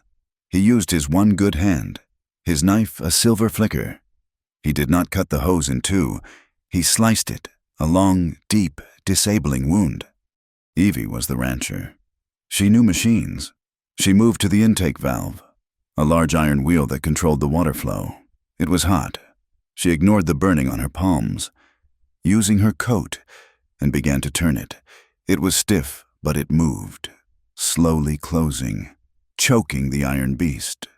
Steam hissed, loud. From Atsidi's cut, the pump's rhythm hitched. Thump-ka-chunk became thump-clank, screech. "What the hell?" a guard yelled.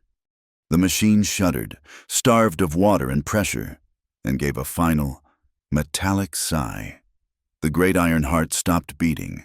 The silence that fell was sudden, heavy, and complete. "It is broke!" someone shouted. In the new, terrible silence, Evie and Atsidi were exposed. There a guard pointed, his rifle coming up, in the rocks. Atsidi grabbed Evie, pulling her behind the useless pump just as a bullet sparked where they had been. "Well, well," a new voice boomed, cutting through the panic. Silas Beauregard stepped out of a fine carriage, a thick cigar in his mouth. He wore a suit.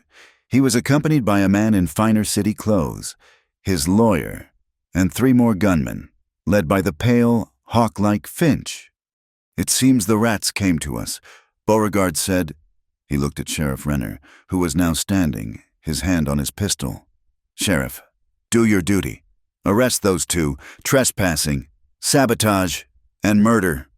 "Murder?" Evie stepped out from behind the pump, her empty hands raised. "Finch found 2 of his men dead in the high passes," Beauregard said, smiling. "One with a broken neck, one with an arrow in his throat. That is your work, I believe." "That was self-defense," Evie cried.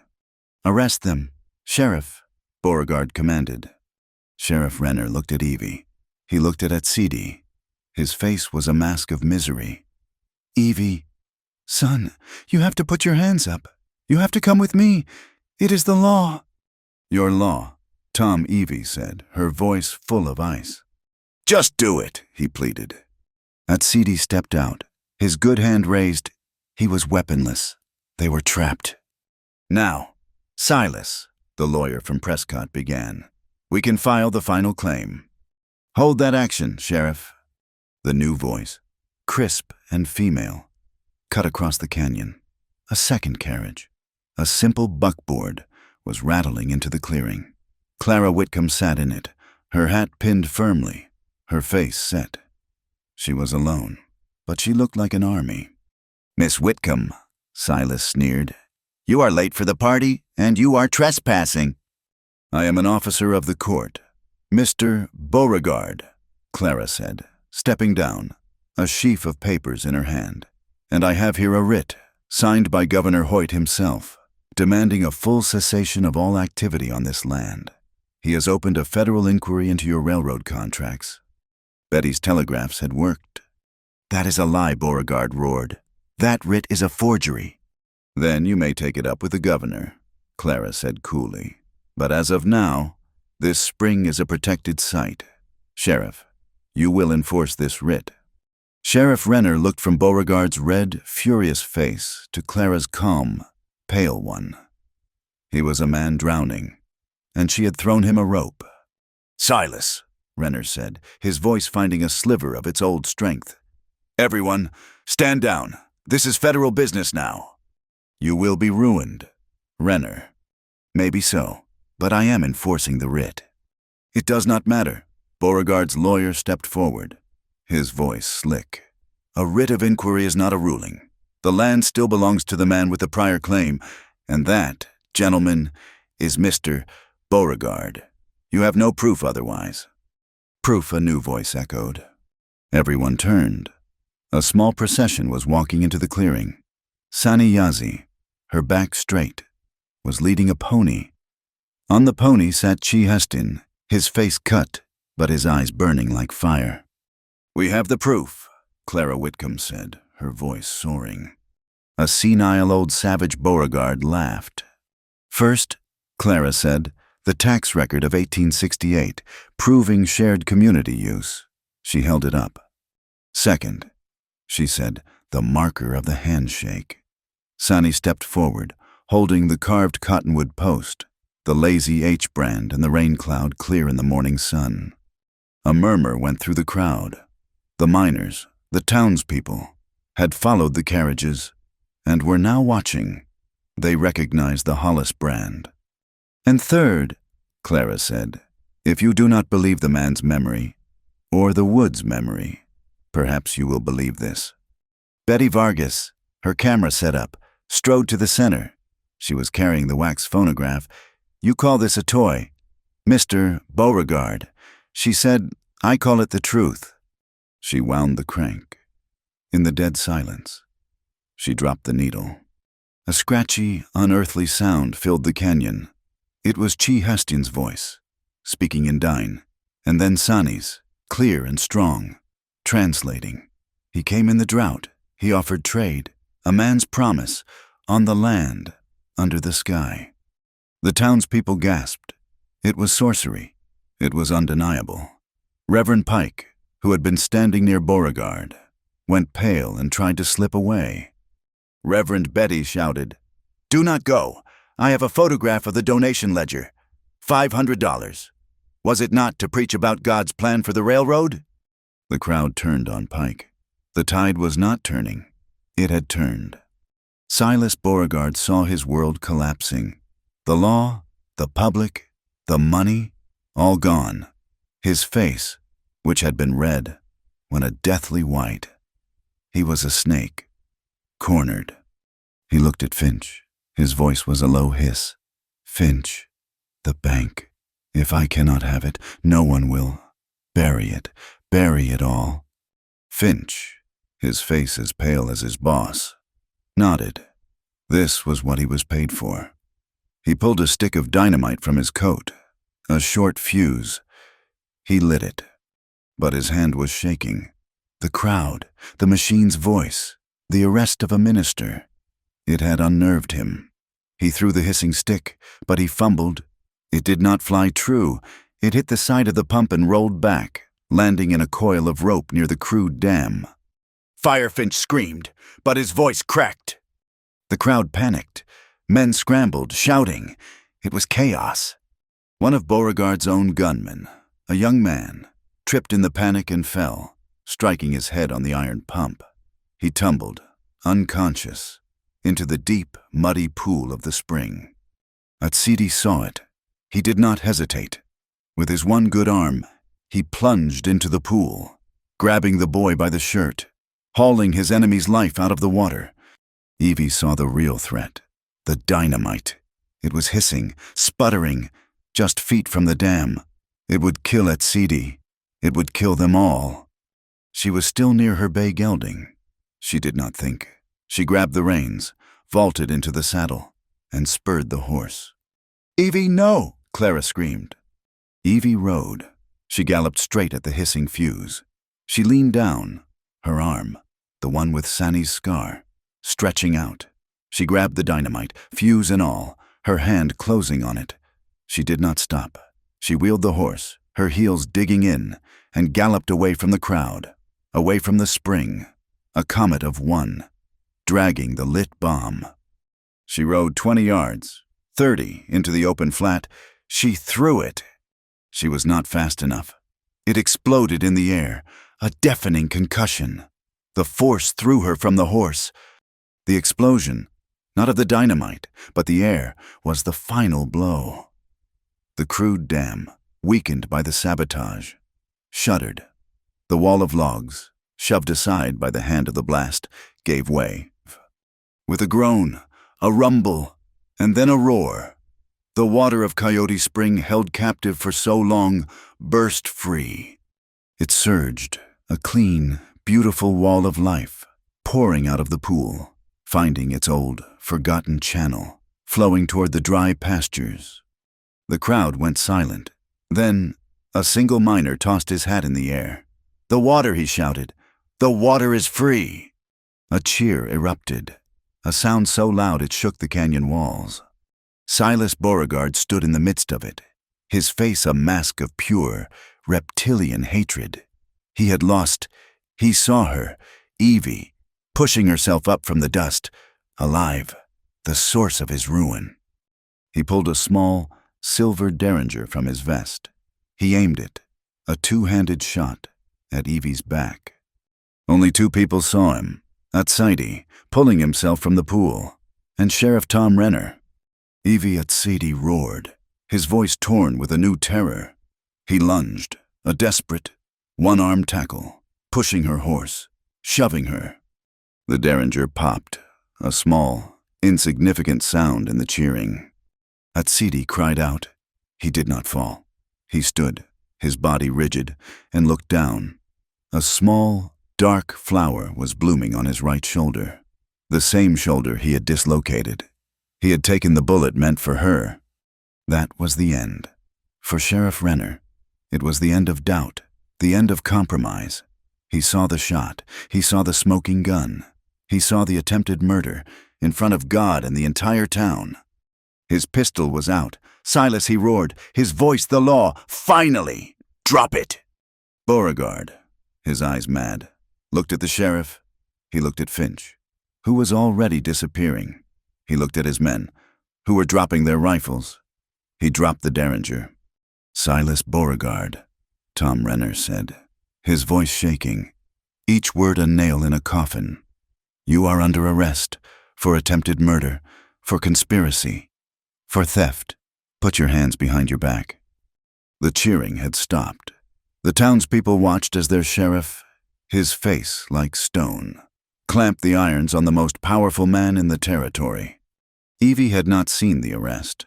She had eyes only for him. "Atsidi," she whispered, scrambling to him. He staggered, his legs finally giving way. He did not fall into the dust. He fell into the water, the new, clean water that was pouring from the spring. Evie caught him. She fell to her knees, pulling him up, cradling his head and shoulders in her lap. She was sitting in the middle of the new, free stream, the cold, clear water of Coyote Spring flowing over her, over him. It was washing the blood from his shoulder, washing the grime from their faces. He was pale, his eyes closed. "Atsidi," she pleaded. He opened his eyes. He looked at her. He was not looking at the wound. He was not looking at the crowd. He was looking at her, and, for the first time, he smiled. A true, exhausted smile. "The water," he whispered. "It is running." The sun, which had been fighting the gray, finally broke free. It crested the high mesa and poured its light down into the canyon, illuminating the scene. It lit the running water, turning it to a ribbon of gold, and it lit the two of them, sitting together in the heart of it, alive. The world did not stay in that frozen, perfect moment. It came rushing back, loud and messy. The cheer from the crowd turned into 100 anxious questions. Dr. McKay was there, his face, for once, sober. He pushed through the crowd, his black bag in his hand. "Get him out of the water," Dr. McKay commanded, his voice the first sane sound in the chaos. "He will catch his death, on top of everything else." Men, the same men who had been Silas Beauregard's guards, lifted at Sidi. They carried him, gently, as if he were made of glass, and laid him on a dry blanket. Evie was beside him, her hand never leaving his good one. "Sani," Atsidi whispered, his voice a thread. His sister was already there. She had come down from the rocks, her face a mask. She knelt on the other side of him, her eyes meeting Dr. McKay's over their patient's body. It was a challenge. A white man's doctor, a dying healer. Dr. McKay looked at the wound, a clean, small hole in the thick muscle of the shoulder. "It is a Derringer bullet, small caliber, but it is in there. He is bleeding internally. I have to get it out, now." "In my office," he said. "Here," Sani said. Her voice was not loud, but it stopped everyone. "You will move him to the Hogan, my Hogan, at the sheep camp. I will not have him die in your town." Dr. McKay looked at her. He saw not a savage, but a professional. He saw a woman who knew her craft. "He will die if I do not get this bullet, and I need my tools." "Then bring your tools to the Hogan," Sani said, "and I will bring mine." It was a strange procession. Atsidi carried on a litter. Dr. McKay, his bag clutched in his hand. Sani, her herbs already prepared. And Evie, who refused to leave his side. The surgery was a legend, told in Red Butte for years after.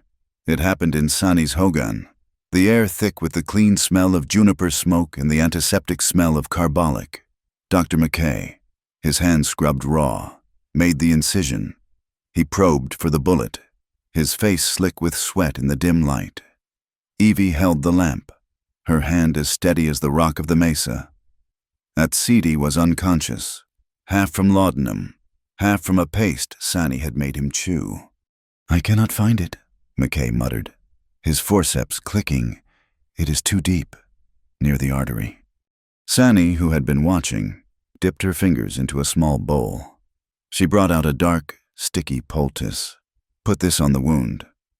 "Wait. Woman, this is not a time for—" "Wait," she commanded. He looked at her, at Evie, at the man on the table. He was desperate. He allowed it. She applied the poultice. For a full minute, nothing happened.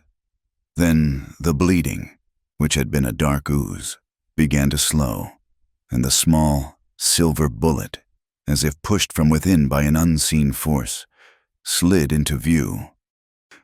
McKay, his hands shaking, plucked it out. He held it up. He looked at Sani. It was the beginning of a respect that would change his life. He stitched the wound. She dressed it with her herbs. The two medicines, side by side, held him to life. While Atsidi fought in the darkness of the Hogan, Red Butte was reborn.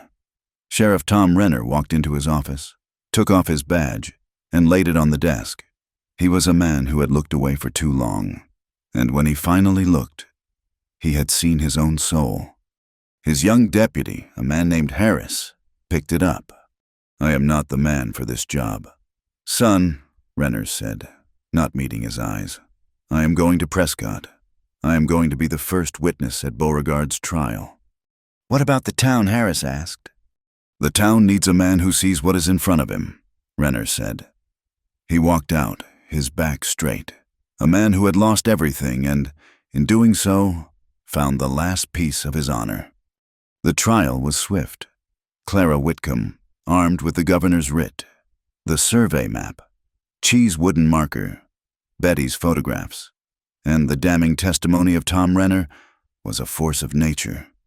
Silas Beauregard's lawyers, the best the railroad could buy, were washed away.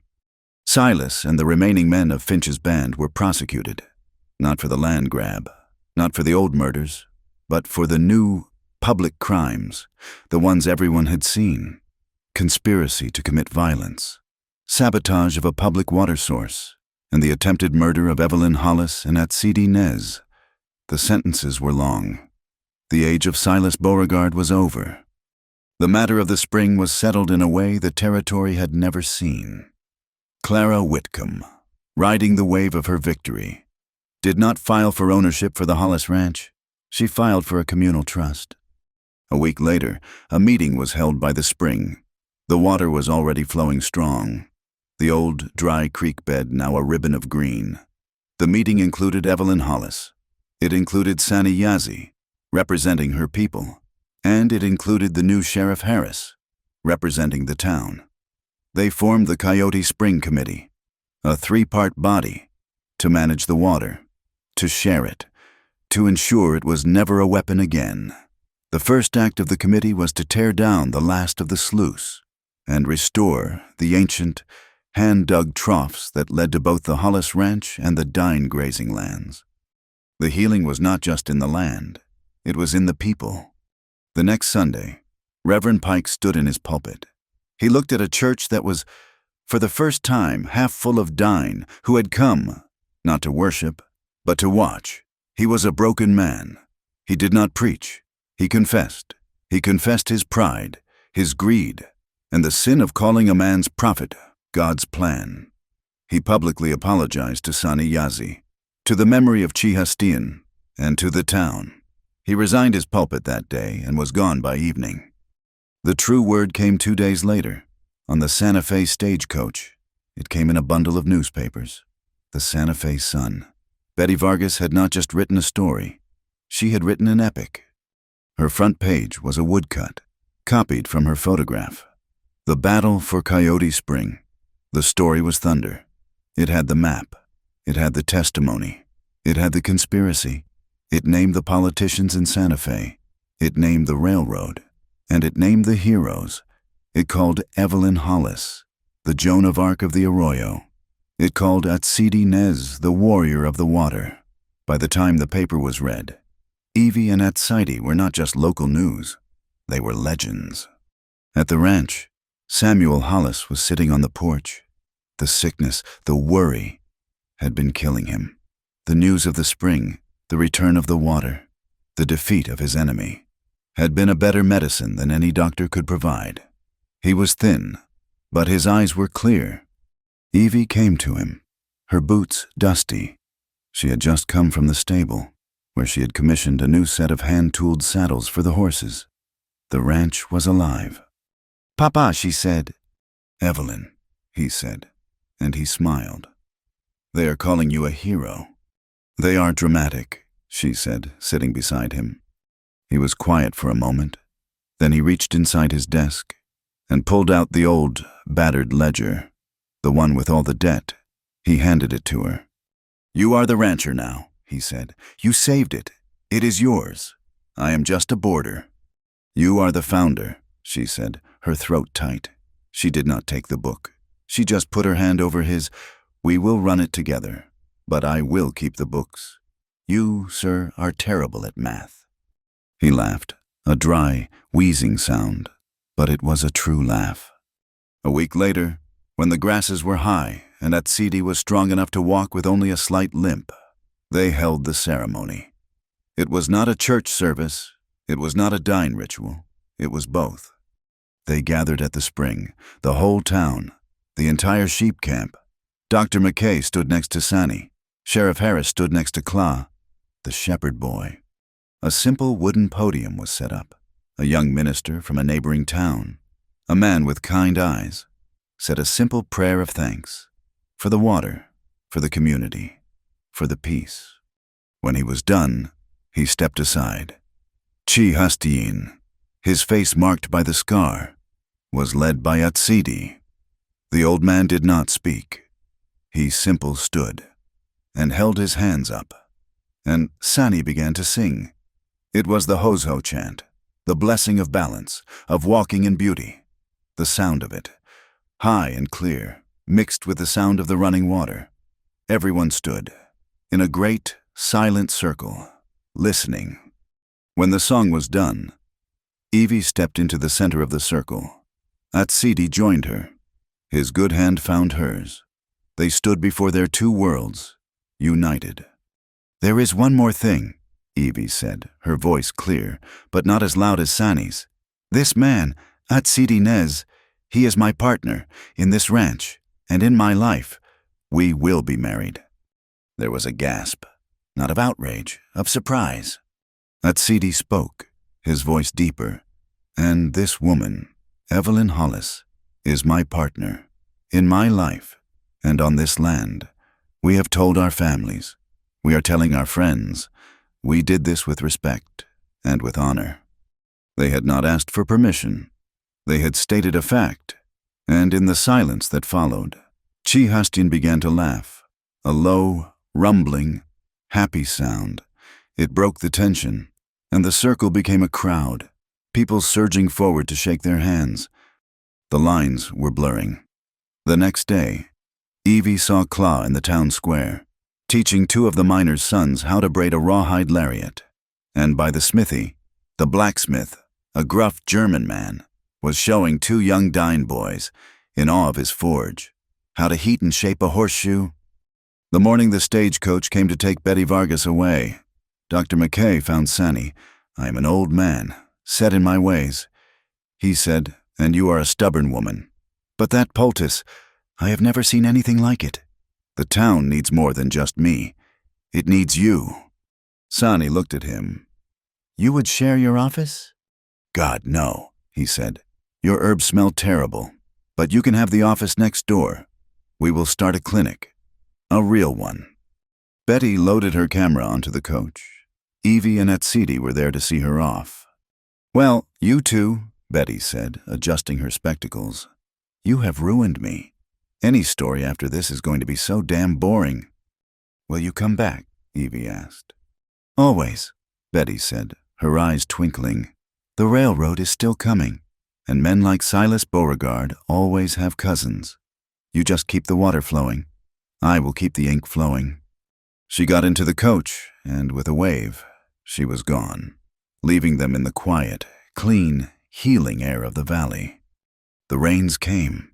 They came not as a violent flood, but as a soft, steady, gray sheet, a blessing that lasted for 3 days. The red dust, which had defined the land for a season, was finally settled. The air smelled of wet sage and clean rock. At Coyote Spring, the water ran clear and deep. The new committee had, in its first act of shared labor, rebuilt the old, hand-dug troughs. The water, guided by the wisdom of both Doin and rancher, now split into 2 equal, life-giving streams. One ran south, to the Hollis pastures. The other ran north, to the sheep camps on the mesa. The Hollis horses, once thin as skeletons, grew sleek and strong. Their coats shone in the new, clean light. The ranch was alive, its heart, the spring, beating strong again. The promise of their life together took physical form. It was built not of pine, like the main house, but of mud and cedar, like the land. On a small rise, just 100 yards from the Hollis ranch house, Atsidi, with the help of his new neighbors, built a hogan. It was small, sturdy, and 8-sided, its single door facing the east, to greet the sun. It stood next to the 2-story pine house, a testament to the 2 worlds they were bridging. Samuel Hollis, now strong enough to sit on the porch and give unwanted advice. Watch them build it. He had, at first, been puzzled. "You have a house, Evie." he had said. A perfectly good house, with a roof. We do, Papa, she said, her hands covered in the same red mud that Atsidi was using. And now we have a home, too. The two structures stood side by side, like two different heartbeats, finding a common rhythm. The news from Santa Fe came by letter. The first was for Clara Whitcomb.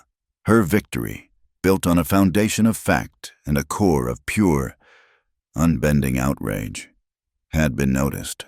The governor, in Cleaning House, had offered her a position on the territorial court. She was leaving Red Butte. She was becoming a judge. The second letter was for Sheriff Harris, the young man who now wore the badge. He, in turn, rode out to the ranch. He found Atsidi not in the hogan, but on horseback, mending the very fence that Silas Beauregard had tried to claim. Mr. Nez, Harris said, his hat in his hands, a gesture of respect that was new and fragile. The territory is, well, it is a mess. We have got border disputes, miners claiming one thing, ranchers another, and the railroad is still pushing through. I do not understand half of what I'm hearing, but you do. You understand the land. You understand the language. What are you asking? Sheriff Atsidi said, his good hand, now fully healed, resting on a fence post. I am asking for your help. I would like to offer you a job. As a guide, a liaison for the territory, to speak for your people, and to help me speak to them, so we do not have another misunderstanding again. Atsidi looked at the man. He was young. He was not Tom Renner. He was trying. I will think on it. Atsidi said, it was the beginning of a new kind of law. The evenings were when they learned each other. They sat by the fire. Not in the big house, but in the hogan, where the air was warmer. Evie, her brow furrowed, was practicing the Daine words Sani had taught her. The words for water, horse, and sky. They felt strange on her tongue, but right. Atsidi, in turn, was hunched over a different kind of language. He was looking at the new, legal water contract Clara Whitcomb had drawn up for the Coyote Spring Committee. It was full of words like riparian and allotment. He was learning to read the white man's paper, not with a rifle, but with a pen. He would never be cheated again. One afternoon, Evie was cleaning the hogan. She held the turquoise amulet in her hand, the one she had not taken off since the storm. She held up the small, wiry braid of her lost mare's hair. They were two pieces of a life that had been. She tied them together, the rawhide and the leather thong, and she hung them, side by side, on the wooden frame of the hogan's open door. The braid was the color of the dry grass. The stone was the color of the wet sky. When the wind blew, and it always blew, the stone would tap lightly against the horsehair, a small, chiming sound, like water over rocks. Life settled in. It was not a grand adventure. It was something better. It was the daily, quiet work of living. Justice was not a single, grand moment in front of a crowd. It was a habit, practiced every day. It was the new community market, held every Saturday by the spring, where Sani's herbs were sold next to the blacksmith's ironwork, where miners bought fresh mutton and shepherds bought canvas trousers. It was the fall races, where the town's thoroughbreds ran against the Dine's quick, tough ponies, and where, for the first time, the prize money was split, and the celebration was shared. It was Atsidi, standing on a ridge, teaching a line of teenagers, both Dine and white, how to shoot a carbine, how to respect the weapon, how to hit what you were aiming for, and how to know when not to shoot at all. The last piece of the story came from the east. It arrived in a box, addressed to Hollis and Nez. It was a book, a thin, beautiful book bound in dark blue cloth. The title, in simple gold letters, was The Red Land, a Portrait of the New West. The author was Betty Vargas. It was a book of photographs, her stark, honest, beautiful pictures, the faces of the miners, the hard, empty streets of the towns, the grand, lonely beauty of the mesas. Evie and Atsidi turned the pages, recognizing their own journey. There was the picture of the pass, the Thunder Trail. There was the picture of the ruins, where we rescued a sister. There was the one from the canyon, Finch's dynamite, evidence. And then the last page. It was the last photograph she had taken, the one from the dawn at Coyote Spring. The light had been perfect. It was a picture of him and of her. They were in the foreground, disheveled, exhausted, and alive, a smear of blood on his shoulder.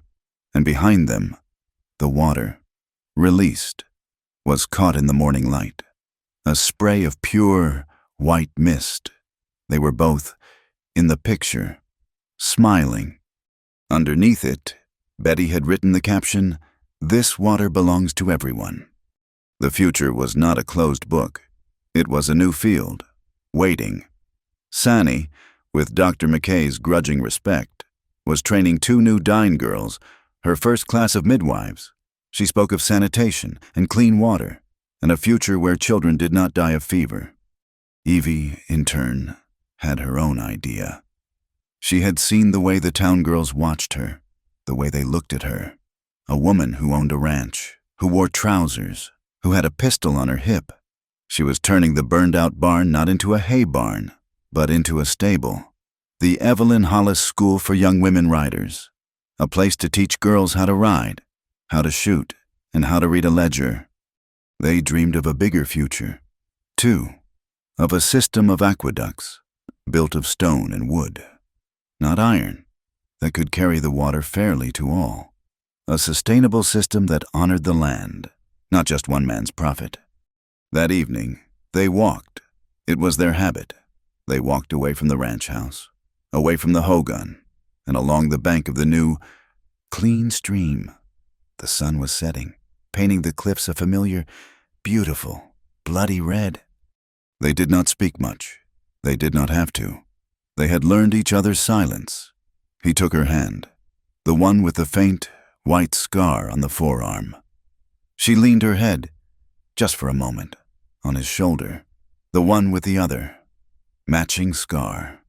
In the red wind, they had learned a new truth, that freedom was not just the right to be left alone.